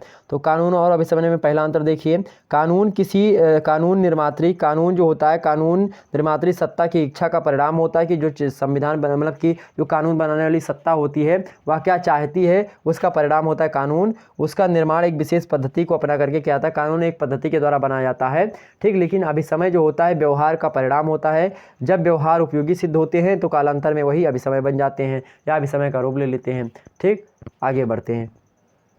दूसरा नंबर चीज़ समझ सकते हैं यहाँ पर कि कानून जो होते हैं आपके लिखित होते हैं, जबकि जो अभिसमय होते हैं वह अलिखित होते हैं। इसीलिए कहा जाता है कि जो ब्रिटेन का संविधान है वह अभिसमयों पर आधारित होता है। आगे है तीसरा नंबर कि कानून में निश्चितता होती है और उसे एक विशेष समय में लागू किया जा सकता है कानून को, जबकि जो अभिसमय होते हैं वह अनिश्चित होते हैं मेरे भैया, और उनके लागू किए जाने का कोई निश्चित समय नहीं होता है। तो अभिसमय का लागू करने का कोई निश्चित समय नहीं होता है, जबकि जो कानून होते हैं उनको लागू करने का एक निश्चित समय होता है, ये कब लागू किया जाएगा। आगे बढ़ते हैं अगले प्रश्न की ओर। चौथा नंबर इसके पीछे का कारण है कि कानून जो होता है अस्थायी होता है और अभिसमय जो होता है व्यवहार के आधार पर अस्थायित्व प्राप्त करते हैं, मतलब व्यवहार के आधार पर अस्थायित्व प्राप्त करते हैं, और कानून जो होता है अस्थायी होता है, ठीक, ध्यान रखेंगे। 5वां अंतर समझें, कानून के पीछे राज्य के प्रभुत्व शक्ति का दबाव होता है, उसका पालन करना अनिवार्य होता है, जबकि अभिसमय का पालन व्यक्ति की इच्छा पर निर्भर करता है कि वह करता है कि नहीं करता है। 6वां चीज़ यह है कि अंतर कानून और अभिसमय में कि कानून का उल्लंघन करने वाले व्यक्ति को दंड दिया जाता है, जबकि अभिसमय का उल्लंघन करने वाले को दंडित नहीं किया जाता है, ठीक। आगे बढ़ते हैं। अगला प्रश्न आपके सामने लाने का प्रयास करता हूँ। अगला प्रश्न आपके सामने आ चुका है मेरे भैया, 10वां नंबर प्रश्न देखने का प्रयास करें। अमेरिकी संविधान में राष्ट्रपति की क्या स्थिति है, स्पष्ट कीजिए। अमेरिकी संविधान में राष्ट्रपति की क्या स्थिति है, स्पष्ट कीजिए। तो अमेरिकी संविधान के अनुच्छेद 2 में कहा गया, क्या अनुच्छेद 2 में कहा गया कि संघ की सभी कार्यपालिका शक्तियां अमेरिका के एक राष्ट्रपति में निहित होंगी। इस संघ की कार्यपालिका किस पर निहित होगी, राष्ट्रपति में निहित होगी। अनुच्छेद 2 में बातें बता दी गई हैं कि संघ की जितनी भी कार्यपालिका होगी उसकी शक्ति किसमें, अमेरिका के एक राष्ट्रपति में निहित होगी। कार्यपालिका क्या होती है भैया, कार्यपालिका ऐसी चीज़ होती है कि जो कार्य करने वाली होती है। इससे एक होती व्यवस्थापिका, एक होती कार्यपालिका और एक होती न्यायपालिका। तो जो व्यवस्थापिका होती है मतलब वह कानून बनाती है, व्यवस्थापिका मतलब संसद, तो क्या होती है, व्यवस्थापिका कानून बनाती है। उस कानून को लागू कौन करवाता है, तो कार्यपालिका जो होती है वह कानून को लागू करवाती है। कार्यपालिका में कौन कौन लोग आते हैं, जितने भी सरकारी सर्विस वगैरह के लोग होते हैं सबके सब कार्यपालिका में आते हैं, ठीक। और मान लेते हैं कि कार्यपालिका के द्वारा जब नियम लागू करवाए जाते हैं उसके बाद में उस कानून में कोई निपटारा वगैरह करना हो, कानून विवादित हो, तो उस कानून को देख रेख के लिए न्यायपालिका होती है, ठीक, ध्यान रखेंगे। तो जो सारी की सारी संघ की जितनी भी कार्यपालिका की शक्तियाँ होती हैं सब राष्ट्रपति के अंदर निहित होती हैं। इससे स्पष्ट है कि वह कार्यपालिका का प्रधान होता है। कौन, जो संघ की कार्यपालिका का प्रधान कौन होता है। आपसे एग्जाम से प्रश्न पूछे कि अमेरिकी संविधान के अनुसार राष्ट्रपति की मतलब कि संघ की कार्यपालिका शक्ति का जो है प्रधान कौन होता है, तो राष्ट्रपति होता है। इसमें सरकार की सभी, जिसमें क्या होता है, सरकार की सभी शक्तियां समाहित होती हैं किसमें, राष्ट्रपति में। वह अपनी शक्तियों का प्रयोग स्वयं करता है राष्ट्रपति में विधायी और उसके बाद में कार्यपालिका, वित्तीय एवं न्यायिक शक्तियां समाहित होती हैं।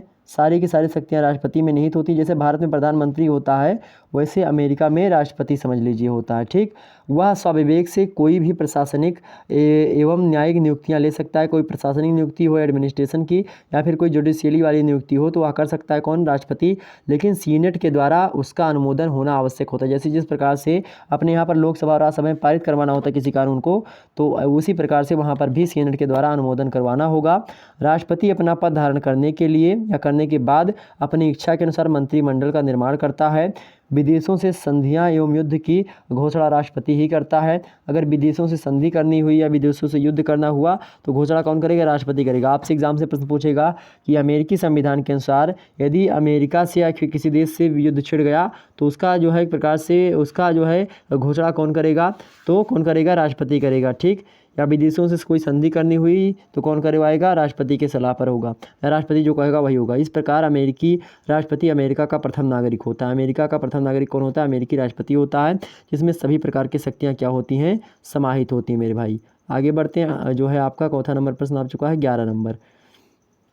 अमेरिका में राष्ट्रपति पद की योग्यताएं बताइए। तो अमेरिका की संविधान के अनुच्छेद 2 के प्रथम खंड में राष्ट्रपति के लिए निम्न योग्यताएं निर्धारित की गई। कौन कौन सी योग्यताएं राष्ट्रपति की होनी चाहिए, इसको थोड़ा आपके सामने प्रदर्शित करता हूं। पहली योग्यता होनी चाहिए कि सबसे पहले वह संयुक्त राज्य अमेरिका का जन्मजात नागरिक हो। मतलब वह संयुक्त राज्य अमेरिका मतलब कि अमेरिका में पैदा हुआ हो, उसका जन्म कहाँ पर हुआ हो, अमेरिका में ही हुआ हो, मतलब जन्मजात नागरिक हो। ऐसा नहीं कि वह 10 साल जाकर के अमेरिका में रहे और वहाँ की जो है नागरिकता प्राप्त कर ले, ऐसा नहीं है। वहाँ पर वह पैदा ही हुआ हो और मतलब एक प्रकार जन्मजात नागरिक होना आवश्यक होता है, ध्यान रखेंगे। और 35 वर्ष की आयु पूरी कर चुका हो। राष्ट्रपति जो बनने की योग हो मतलब 35 साल उसकी उम्र हो चुकी हो। वही तीसरी योग्यता यह होती है कि उसने अपने जीवन के 14 वर्ष संयुक्त राज्य अमेरिका में निवास किए हों। ऐसा नहीं कि अमेरिका में पैदा हो गया और भारत में आकर के रहने लगा, फिर भारत से जब पैसा वैसे हो गए फिर अमेरिका में गया चुनाव लड़ा, तो ऐसे में वो नहीं बन सकता। मतलब 14 साल तक उसको संयुक्त राज्य अमेरिका में पहले निवास प्रमाण पत्र के आधार पर उसको प्रमाणित करना पड़ेगा कि हाँ वह अमेरिका में रहा है। इसके लिए लगातार रहना आवश्यक नहीं है कि लगातार वो रहे, कि मतलब 14 साल चाहिए रहना। अब चाहे वो लगातार रहता हो या फिर 1 साल रहे फिर इधर उधर आए जाए, या ये सारी चीज़ें हो सकती हैं, ठीक। तो आने जाने को इस सारी चीज़ों को छोड़ करके चौथी मुद्दा यह होता है कि वो योग्यताएं होनी चाहिए जो एक मतदाता के लिए आवश्यक होती हैं।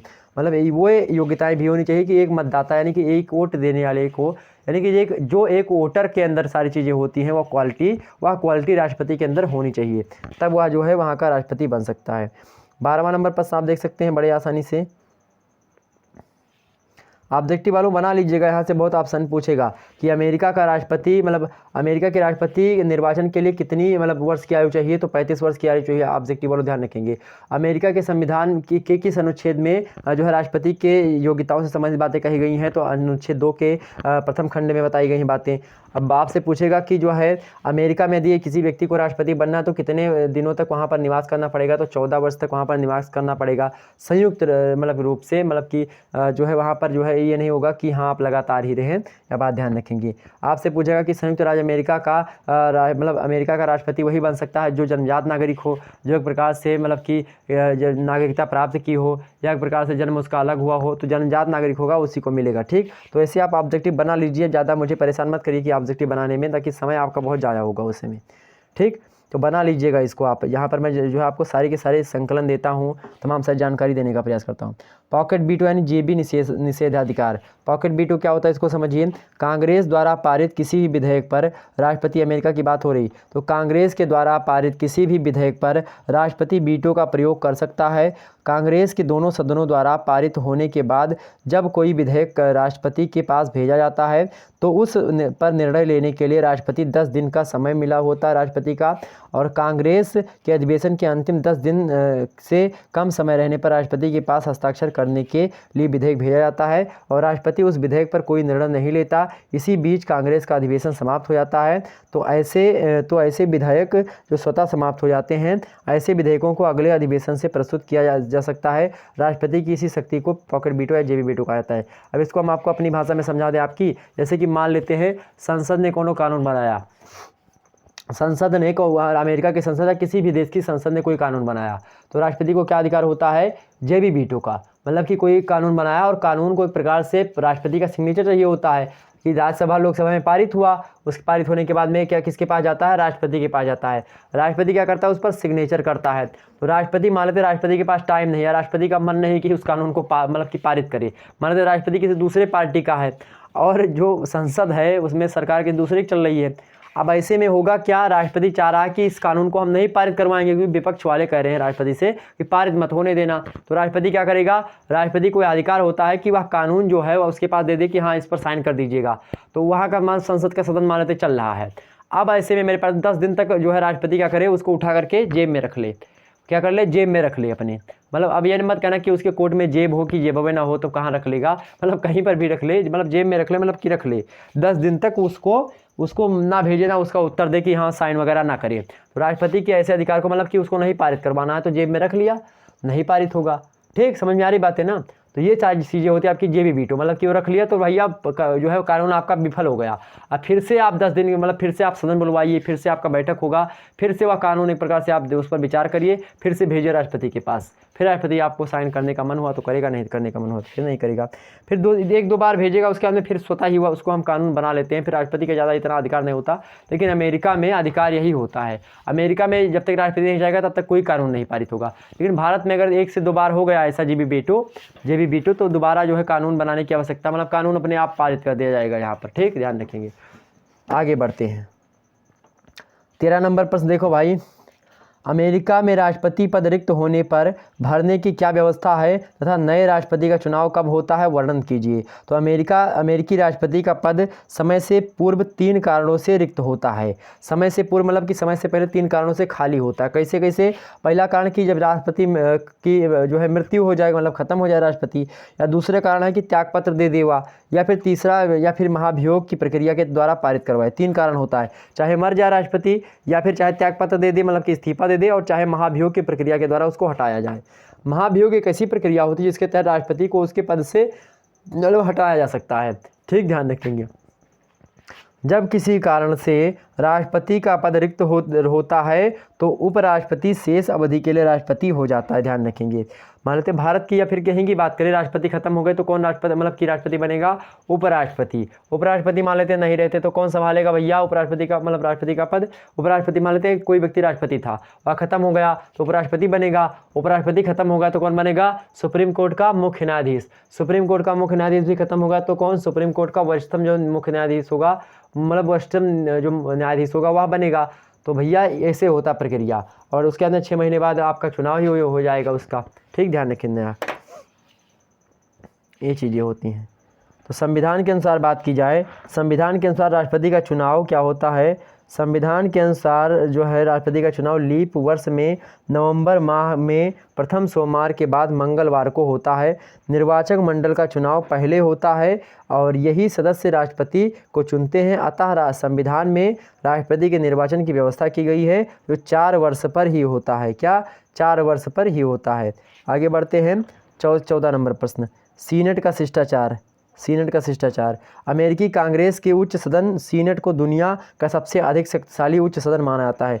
आपसे एग्जाम से प्रश्न पूछेगा ऑब्जेक्टिव वालों कि दुनिया का सबसे अधिक शक्तिशाली उच्च सदन कौन होता है, तो सीनेट होता है, जो कि किसका है, अमेरिकी कांग्रेस के उच्च सदन जो है उच्च सदन है, उसी को हम सीनेट कहते हैं। क्या कहते हैं, सीनेट। दुनिया का सबसे बड़ा एक प्रकार से क्या है, शक्तिशाली, बड़ा नहीं शक्तिशाली बोल सकते हैं, शक्तिशाली सदन कौन है, सीनेट है। कहाँ का है, अमेरिका का। ठीक, ध्यान रखेंगे। जैसे अपने यहाँ पर लोकसभा, वैसे अमेरिका की लोकसभा को हम सीनेट कहते हैं। ठीक, उसके क्या है, उसके प्रत्येक सदस्य को सदन में अपनी बात कहने की क्या होती है, पूरी सुविधा होती है। कोई सदस्य जब चाहे तब क्या करता है, सदन में बोल सकता है, लेकिन सीनेट के सदस्य सदन में प्रस्ताव पारित करके सदस्यों पर अंकुश लगा सकते हैं। सीनेट के सदस्यों में शिष्टाचार की भावना देखी जा सकती है। ठीक, आगे बढ़ते हैं। शिष्टाचार समझते हैं, जब विवाह वगैरह पहले होता था, 3 दिन की शादी होती थी, तब शिष्टाचार होता था। शिष्टाचार का सीधा सा मतलब होता है कि तर्क वितर्क करो आप वहाँ पर। शिष्टाचार का मतलब क्या होता है, हिंदी में तर्क वितर्क करना। तो पंडित वगैरह लोग बैठे थे पहले, मतलब सुबह बैठते थे इधर के पंडित, आपके कन्या पक्ष वाले और वर पक्ष वाले, दोनों लोगों में क्या होता था, शिष्टाचार होता था। वो कहते थे किम करोति संजया किम करोति वाचालम पंगुलंघिते गिरिम, संस्कृत में कोई चीज़ बोलते थे उसका अर्थ बताओ, या फिर कोई प्रश्न पूछ दिया वो बताते थे। इधर वाले कन्या वाले वर वाले पक्ष से ऐसे 4-6 ब्राह्मण लोग बैठते थे जो ज्ञानी पुरुष होते थे, सभी लोग बैठते थे और बैठने के बाद में तमाम सारे जो है वार्तालाप होते थे, संभाषण होते थे, मतलब कि एक प्रकार से प्रश्नोत्तर होते थे। उसी को हम क्या कहते थे, शिष्टाचार कहते थे। तो सीनेट में यानी कि जो अमेरिका का लोकसभा है यानी कि सीनेट है, उसमें भी इसी प्रकार से होता है, लोग चर्चा पर चर्चा करते हैं, यही सारी चीज़ें होती है शिष्टाचार इसका। 15 नंबर प्रश्न समझो, फिलीबस्टर क्या होता है, बहुत ही महत्वपूर्ण है फिलीबस्टर। फिलीबस्टर जो होता है सीनेट के सदस्यों की स्वतंत्रता से संबंधित होता है, इसी के साथ जुड़ा हुआ होता है, मतलब सीनेट के व्यक्ति कितने स्वतंत्र होंगे यह बात होती है फिलीबस्टर, ठीक ध्यान रखेंगे। उसकी स्वतंत्रता को लेकर के इसमें बातें बताई गई हैं। अपनी इच्छा के अनुसार सदस्य सदन में बोल सकते हैं।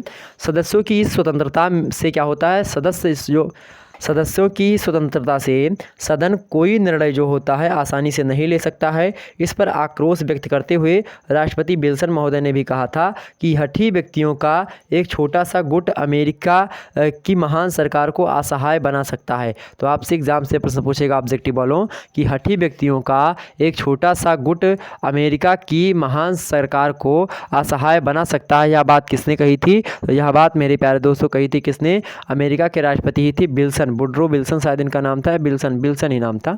तो विल्सन महोदय ने ये बातें बताई थी, ठीक ध्यान रखेंगे।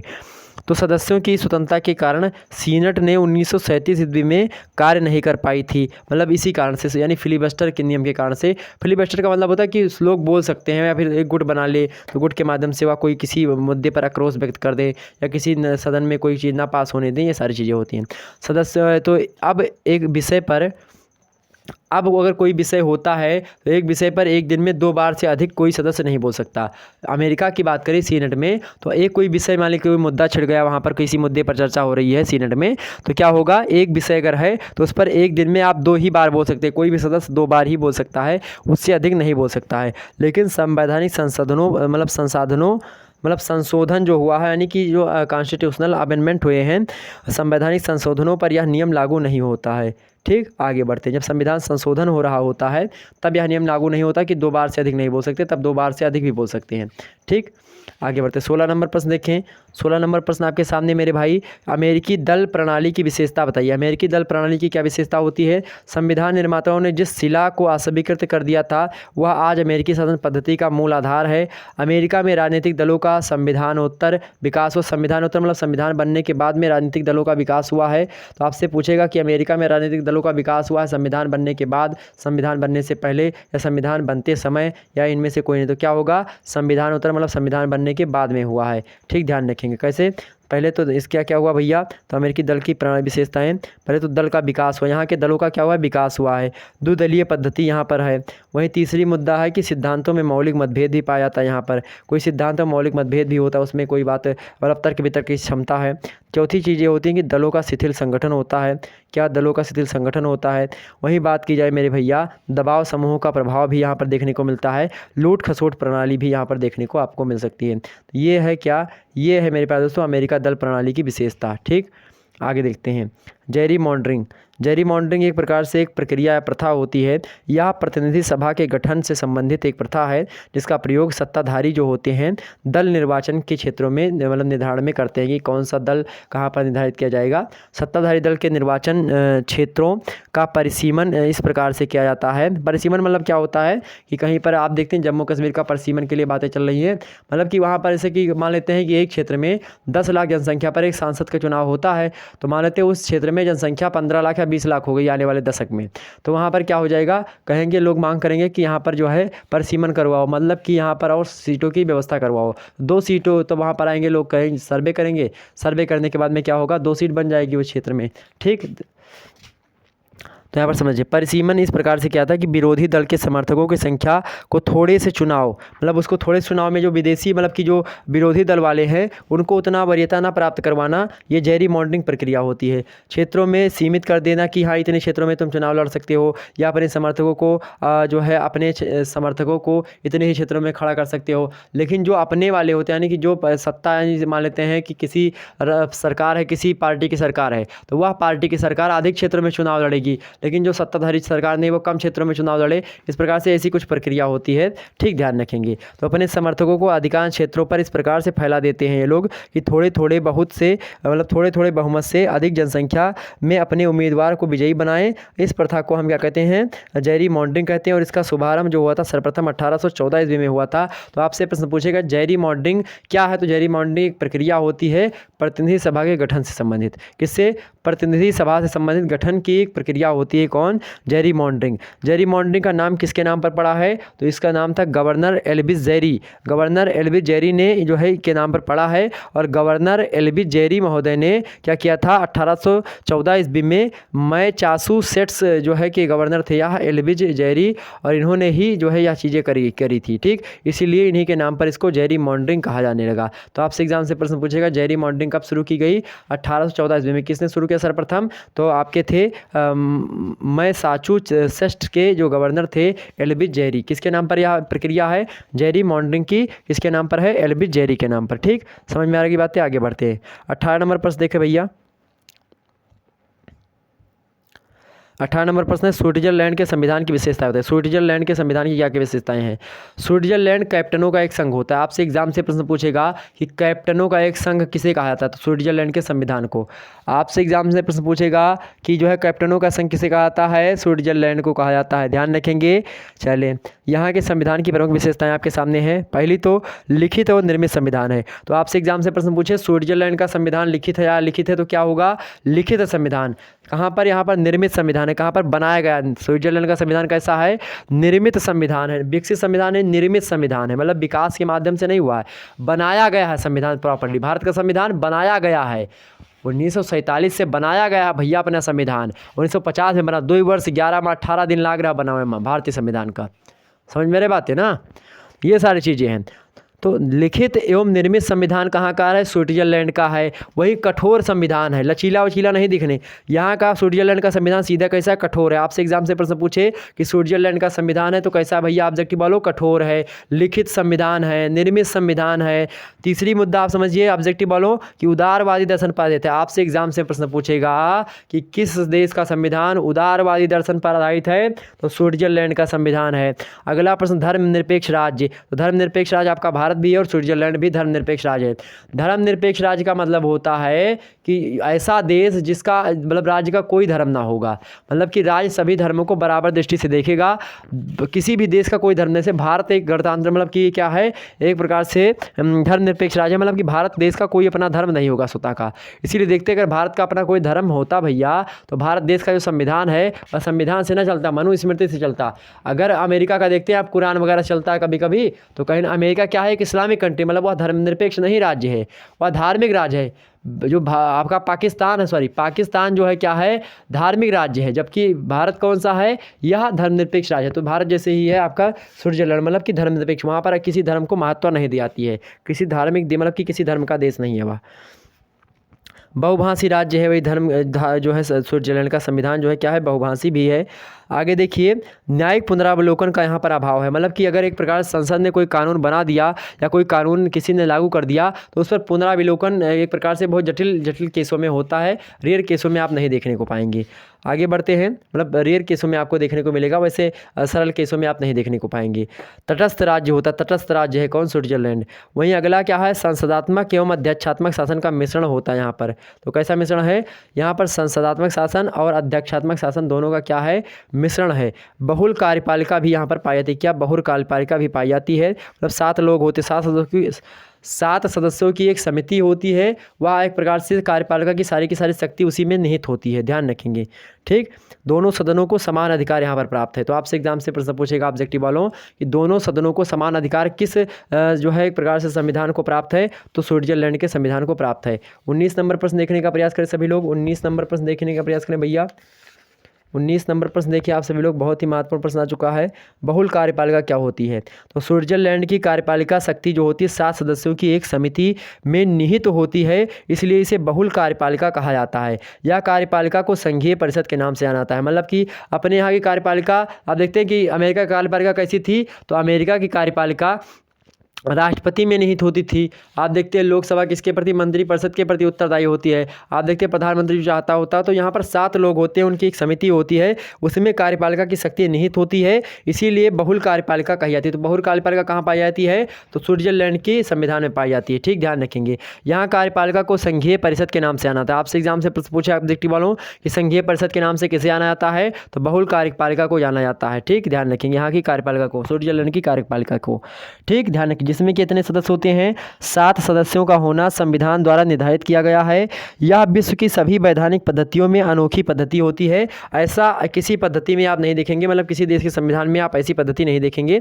तो आप पूछेंगे, मतलब कि आप को यहाँ पर ध्यान देना होगा कि यह प्रश्न आपके एग्जाम से पूछा जा सकता है कि 7 सदस्यों का होना संविधान का द्वारा निर्धारित किया गया कहाँ पर, तो जो है स्विट्जरलैंड में। मतलब 7 सदस्यों का एक प्रकार समिति होती है, वही समिति कार्यपालिका को एक प्रकार से संचालित करती है। या ना तो संसदात्मक है और ना ही अध्यक्षात्मक है। तो कौन सी मतलब संविधान की जो है, कौन सा संविधान या फिर कौन सा देश ना तो संसदात्मक व्यवस्था पर आधारित है और ना ही अध्यक्षात्मक पर, तो कौन है, ब्रिटेन, आपका ये है आपका स्विट्जरलैंड। या दोनों है, मतलब संसदात्मक भी है और अध्यक्षात्मक है, मतलब मिश्रण है। अभी दोनों कार्यपालिकाओं का समावेश इसमें किया जाता है। कार्यपालिका में 7 सदस्यों में से 4 जो होते हैं वह जर्मन और 2 फ्रेंच होते हैं और एक जो है आपका इटालियन होता है। तो स्विट्जरलैंड में एक प्रकार से तमाम सारे लोग रहते हैं स्विट्जरलैंड में। तो 7 सदस्यों में से 4 जो लोग होते हैं वह जर्मन समुदाय के होते हैं, 2 लोग जो होते हैं फ्रेंच समुदाय के होते हैं और 1 लोग जो होते हैं आपके इटालियन भाषा के होते हैं। तो ये जो जर्मन भाषा वाले हैं, समुदाय वाले हैं, वह 4 लोग होते हैं, जो 2 वाले फ्रेंच भाषी लोग होते हैं और 1 जो होते हैं इटालियन भाषा बोलने वाले होते हैं। तो इस प्रकार से इसमें 7 लोगों के द्वारा चलाई जाती है आपकी वहाँ की कार्यपालिका। आगे देखते हैं 20वां नंबर प्रश्न है, प्रत्यक्ष प्रजातंत्र क्या होता है। प्रत्यक्ष लोकतंत्र जो होता है, या लोकतंत्र प्रजातंत्र एक ही बात है। ठीक, ध्यान रखेंगे। प्रत्यक्ष लोकतंत्र वह है जब जनता स्वयं शासन में भाग ले, लेकिन जनसंख्या की विशालता को देखते हुए यह कहा जा सकता है कि ऐसा अब संभव नहीं है। किसने कहा था, जो है एक प्रकार से अब्राहम लिंकन ने शायद कहा था। ये क्या कहा था कि जो है लोकतंत्र क्या होता है, जनता के लिए, जनता के द्वारा शासन ही क्या कहलाता है, लोकतंत्र कहलाता है। आपसे ऑब्जेक्टिव वालों प्रश्न पूछेगा जनता के लिए, जनता के द्वारा शासन करना क्या कहलाता है, लोकतंत्र कहलाता है। यह बात किसने कही थी, तो किसने कहा था, अब्राहम लिंकन ने कही थी। ठीक, लेकिन जनसंख्या बहुत ज़्यादा हो गई, इसलिए अब यह चीज़ें असंभव सी प्रतीत होती हैं। ठीक, इसीलिए अब जनता अपने प्रतिनिधियों के माध्यम से शासन में भाग ले रही है। मतलब आप जो है सांसद को चुनते हैं, वह सांसद प्रधानमंत्री को बनाते हैं। तो एक प्रकार से आप ही चुनते हैं, एक प्रकार आप ही शासन कर रहे हो, चूँकि आपका प्रतिनिधि भी गया है, आपने भी जिताया है, आपने ही जिताया किसी को। ठीक, तो वही तो गया है। फिर भी स्विट्जरलैंड में कुछ कैप्टनों में आज भी प्रत्यक्ष जो है लोकतंत्र देखने को मिल रहा है। वहाँ जनता अपने प्रतिनिधियों के माध्यम से अधिकांश कैप्टनों में भाग ले रही है, लेकिन महत्वपूर्ण निर्णय जनता की सहमति से ही लिए जाते हैं। अगर कोई मतलब कि निर्णय लेना हो तो जनमत करवाया जाता है, वहाँ पर जनमत संग्रह होता है, इसके द्वारा किया जाता है। इसलिए स्विट्जरलैंड को प्रत्यक्ष प्रजातंत्र का घर कहा जाता है। आपसे ऑब्जेक्टिव में जरूर प्रश्न पूछेगा कि किस देश के संविधान को प्रजातंत्र का घर कहा जाता है, फिर किस देश को प्रजातंत्र का घर कहा जाता है। तो स्विट्जरलैंड को प्रजातंत्र का घर कहा जाता है, प्रत्यक्ष प्रजातंत्र। तो भैया प्रत्यक्ष प्रजातंत्र का घर किसे कहा जाता है, स्विट्जरलैंड को कहा जाता है। भैया बस क्लास आपकी जल्दी छोड़ेंगे, मतलब 10-12 मिनट की क्लास और होगी आपकी। तो ध्यान रखेंगे, प्रत्यक्ष प्रजातंत्र का घर जो है कहाँ पर होता है, किसको कहा जाता है, स्विट्जरलैंड को। जनमत संग्रह का महत्वपूर्ण विषयों पर यहाँ पर कराया जाता है। मतलब जनमत संग्रह, जनमत समझते हैं कि सभी लोग अगर बताएं कि यह कानून ठीक है तो कानून लागू होगा, नहीं तो नहीं लागू होगा। ठीक, आगे बढ़ते हैं। अगला प्रश्न आपका सामने 21 नंबर, विश्व समुदाय की दृष्टि में स्विट्जरलैंड का राष्ट्रपति कौन होता है। तो स्विट्जरलैंड की कार्यपालिका संघीय परिषद का अध्यक्ष ही देश का क्या होता है, राष्ट्रपति होता है। उसको कोई विशेष अधिकार नहीं दिया जाता है। संघीय परिषद के अध्यक्ष का कार्यकाल मात्र 1 वर्ष का ही होता है। वह लगातार दूसरे कार्यकाल के लिए पुनः निर्वाचित नहीं हो सकता है। संघीय परिषद की बैठक इन्हीं की अध्यक्षता में हुआ करती है। ठीक, आगे बढ़ते हैं। 22 नंबर प्रश्न आपके सामने है, स्विस दलीय व्यवस्था से की विशेषताएं। स्विस दलीय व्यवस्था क्या होती है, स्विट्जरलैंड की व्यवस्था है। तो स्विट्जरलैंड में दलीय व्यवस्था की निम्न विशेषताएं देखी जा सकती है। पहली विशेषता कि स्विट्जरलैंड में बहुदलीय व्यवस्था होती है, कई दल होते हैं, जैसे भारत में भी कई दलीय व्यवस्था है। यहाँ पर कांग्रेस जो रहे भाजपा तमाम सारी पार्टी आप देखते होंगे। दूसरी चीज़ क्या है कि वहाँ मतदान अनुपातिक प्रतिनिधित्व प्रणाली की सूची पद्धति के अनुसार होता है। अनुपातिक प्रतिनिधित्व प्रणाली के तहत भारत के राष्ट्रपति का चुनाव होता है, वही अमेरिका के राष्ट्रपति का भी चुनाव इसी तरीके से कहीं ना कहीं पे किया जाता है। दूसरा, वैसे अमेरिका के राष्ट्रपति को उतना सही मतलब ये अनुपातिक प्रतिनिधित्व प्रणाली का तहत नहीं किया जाता है, ये भारत के लिए ज़्यादा काफ़ी इंपॉर्टेंट है। वही स्विट्जरलैंड में भी इसी पद्धति के तहत चुनाव करवाया जाता है। आगे देखें, आम निर्वाचन में प्रत्येक राजनीतिक दलों द्वारा अपने उम्मीदवारों की सूची जारी की जाती है।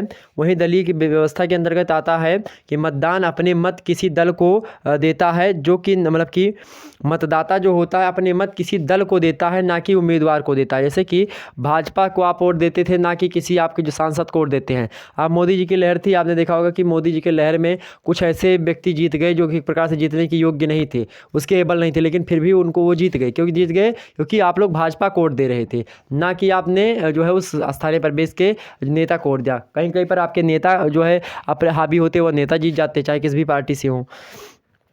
आगे देखते हैं, पांचवा विशेषता होती है कि न्यूनतम कोटे के आधार पर राजनीतिक दलों को जितने मत मिलते हैं उसी के अनुपात पर उसके उम्मीदवार विजयी किए जाते हैं।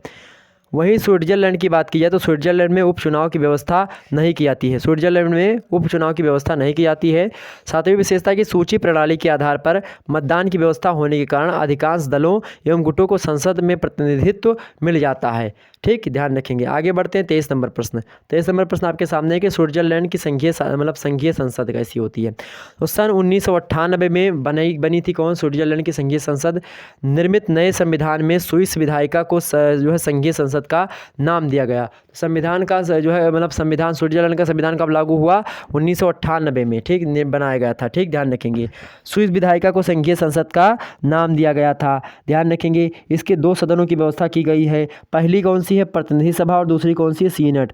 आपसे एग्जाम से प्रश्न पूछे कि स्विट्जरलैंड में के संघीय संसद में कितने सदन होते हैं? तो भैया 2 सदन होते हैं। एक तो पहला प्रतिनिधि सभा, दूसरा कौन? सीनेट। ठीक, ध्यान रखेंगे। पूर्व में राष्ट्रीय परिषद का नाम बदल करके बाद में प्रतिनिधि सभा कर दिया गया था।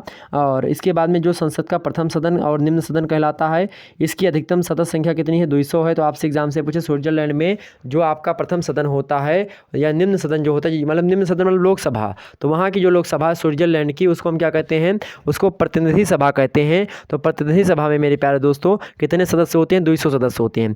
पहले ही राज्य परिषद का नाम बदल करके सीनेट कर दिया गया है। पहले जो है सीनेट जो आज कहा जा रहा है स्विट्जरलैंड में, उसको राज्य परिषद कहा जाता था, उसको बदल करके सीनेट कर दिया गया है। सीनेट द्वितीय सदन होता है और उच्च सदन होता है। ध्यान रखिएगा, द्वितीय सदन को उच्च सदन भी कहा जाता है, जिसको सीनेट आप कहते हैं स्विट्जरलैंड में। इसकी सदस्य संख्या कितनी है? 46 है। तो स्विट्जरलैंड में जो राज्यसभा होती है, उस राज्यसभा के कितने सदस्य होते हैं? सांसद? तो 46 सांसद होते हैं। प्रत्येक पूर्ण कैप्टन जो होता है, प्रत्येक पूर्ण कैप्टन को 2 और अर्ध कैप्टन को 1 सदस्य भेजने का अधिकार सीनेट में होता है। 24 नंबर प्रश्न आपके सामने मेरे भाई, 24 नंबर प्रश्न आपके सामने पेश करने का प्रयास चाहता हूँ। 24 नंबर प्रश्न आपके सामने प्रस्तुत हो चुका है। प्रत्यक्ष प्रजातंत्र की सफलता के कारण कौन कौन से होते हैं? स्विट्जरलैंड में प्रत्यक्ष प्रजातंत्र की सफलता के तमाम सारे कारण हैं। पहला कारण है कि भौगोलिक स्थिति ठीक ठाक है। दूसरा कारण है भौगोलिक स्थिति ठीक ठाक क्या? छोटी स्थिति है, इसलिए प्रत्यक्ष प्रजातंत्र की व्यवस्था ठीक ठाक हो रही है। थोड़ा बड़ा देश होगा तो उतना सही तरीके से नहीं हो पाता। दूसरा, आर्थिक असमानता का अभाव वहाँ पर पाया जाता है। सभी लोग संपन्न हैं, धनी हैं, इसलिए वहाँ पर कोई दिक्कत नहीं होती। तीसरी व्यवस्था क्या? स्विस जनता का दृष्टिकोण भी ठीक ठाक है, वह सही तरीके से पढ़ी लिखी और अच्छे तरीके से सारे मुद्दों को समझ पाती है।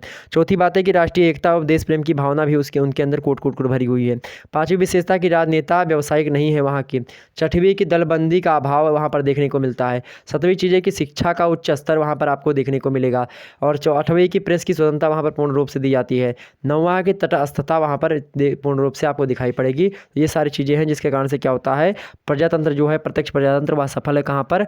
अमेरिका में, सॉरी जो है स्विट्जरलैंड में। जनमत संग्रह क्या होता है, इसको समझें। जनमत संग्रह, किसी विषय पर जनता की राय लेने के लिए जनमत संग्रह कराया जाता है। स्विट्जरलैंड में प्रायः जनमत संग्रह कराया जाता है। इसे लोकतंत्र की आधारशिला माना जाता है। वास्तविक लोकतंत्र वही हो जाता है जहां पर सभी प्रमुख विषयों की जनता अनुमति ली जाती है। इसमें जनता के हित में कार्य होता है, इसलिए जनहित के विरुद्ध कोई कानून नहीं बना सकती, कि जो सरकार होती है वह नहीं बना सकती।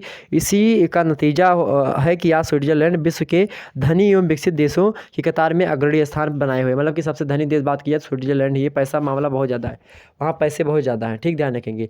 तो आपसे एग्जाम से प्रश्न पूछे मेरे भैया कि जन्म संग्रह क्या होता है। जन्म संग्रह क्या होता है, तमाम सारे लोगों एक प्रकार से कोई कानून बना स्विट्जरलैंड में, संसद के द्वारा वहाँ की कानून बनाया गया। अब वह कानून ऐसा है कि जनता के हित में नहीं, तो जनता से पूछना पड़ेगा उनको कि क्या कानून लागू किया जाए कि नहीं। जनता कहेगी लागू करो तो लागू होगा, नहीं कहेगी नहीं लागू करो तो ना ही लागू होगा, ठीक, ये बात समझिए। या कोई विचार करना हो या फिर कहीं युद्ध वगैरह छेड़ना हो या कोई ऐसा विषय हो जो गंभीर विषय हो, उस पर अगर विचार करना है तो एक प्रकार जनता से परामर्श लेनी होती है। 6वां नंबर प्रश्न आपके सामने, फ्रांसीसी मंत्रिपरिषद की विशेषताएं बताइए। फ्रांसीसी मंत्रिपरिषद की क्या क्या विशेषताएं होती हैं। संयुक्त मंत्रिपरिषद होता है फ्रांस में। वहीं बात की जाए मंत्रिमंडल वहाँ पर का कमज़ोर संगठन होता है मंत्रिमंडल का।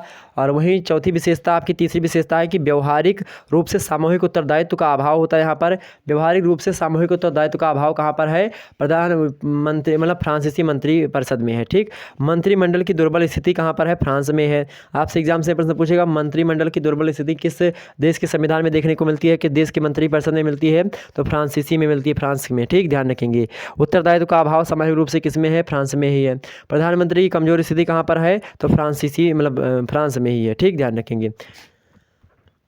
आगे बढ़ते 27 नंबर प्रश्न, प्रशासनिक विधि क्या होती है। फ्रांस को प्रशासनिक विधि का जन्मदाता कहा जाता है। आपसे एग्जाम से प्रश्न पूछेगा ऑब्जेक्टिव बोलो कि प्रशासनिक विधि का जन्मदाता कौन है, तो फ्रांस कौन है, प्रशासनिक विधि का जन्मदाता है।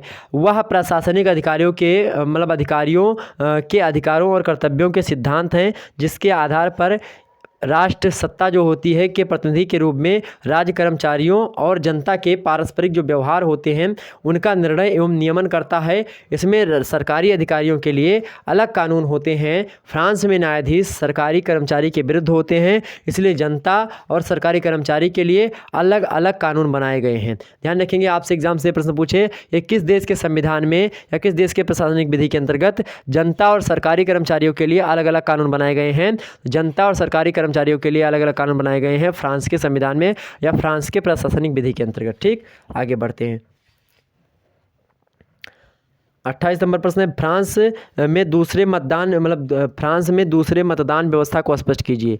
तो फ्रांस में राष्ट्रपति और संसद के निर्वाचन में उसी उम्मीदवार को विजयी घोषित किया जाता है जिसे 50% से अधिक मत प्राप्त होता है। अगर आपको 50% से अधिक मत नहीं प्राप्त हैं तो आपको विजयी नहीं घोषित किया जाएगा। ऐसा ना होने पर द्वितीय मतदान की व्यवस्था की जाती है।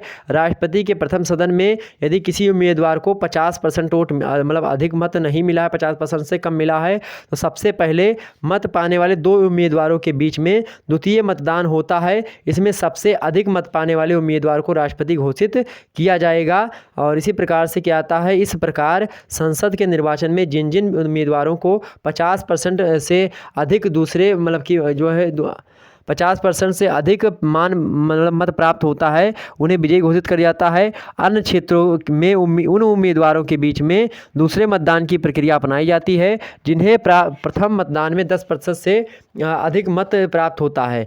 प्रथम मतदान में 10% से कम मत मिलने वाले उम्मीदवारों को दूसरे मतदान में अवसर नहीं मिलता है। मान लेते पहले चुनाव हुआ तो 100 वोट हैं, 100 में से आपने 10 वोट पाया तो या फिर 12 वोट पा गए तो आप चुनाव दोबारा लड़ सकते हैं, दोबारा आपका मतदान होगा। लेकिन अगर 10% से नीचे भी आपने 10 वोट से कम पाए हैं तो आपका चुनाव नहीं होगा। 50% से ऊपर पाए तो पहले चक्कर में ही आप प्रधानमंत्री राष्ट्रपति बन जाएंगे। अगर 50% से नीचे पा गए, 2 लोग हैं खड़े, तो उसमें क्या होगा, फिर से दोबारा पद्धति से चुनाव होगा और ये फिर से कि दोबारा उसी में से होगा। 3-4 लोग खड़े हैं उन्हीं में होगा, तो उन्हीं के हिसाब से फिर द्वितीय मतदान प्रणाली अपनाई जाएगी, जिसे अनुपातिक प्रतिनिधित्व प्रणाली होती है। ठीक इसी प्रकार से होता है, थोड़ा अलग होता है नियम, लेकिन लगभग यही होता है। अगला है आपका 29 नंबर दिगाल। द्वितीय विश्व युद्ध के दौरान 1940 ईस्वी में फ्रांस जर्मनी से पराजित हो गया था। दिगाल जो था सेना का प्रमुख था। दिगाल एक व्यक्ति था, वह सेना का प्रमुख था। कहाँ के, तो मेरे प्यारे दोस्तों, जब जर्मनी से पराजित हो गया था कौन, फ्रांस, तो दिगाल जो था सेना राज्य का क्या था, प्रमुख हुआ करता था। 1946 ईस्वी में उसकी सेना ने फ्रांस को जर्मनी की अधीनता से मुक्त करवाया था। जो फ्रांस था उसको जर्मनी की जो अधीनता हो गई थी, फ्रांस का कौन था, वह दिगाल सेना नायक था। बाद में फ्रांस को उसी ने जर्मनी से मुक्त करवाया था।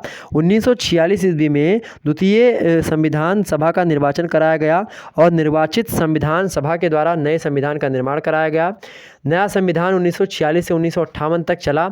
ध्यान रखिएगा, आपसे एग्जाम से पूछे दिगाल मतलब फ्रांस का संविधान 1946 से 1958 तक चला। इसमें अस्थायी सरकारें रहीं। द्वितीय संविधान कब बना है? नया संविधान 1946 से 1958 ईस्वी तक। ठीक, 1958 में पंचम गणतंत्र का संविधान लागू किया गया।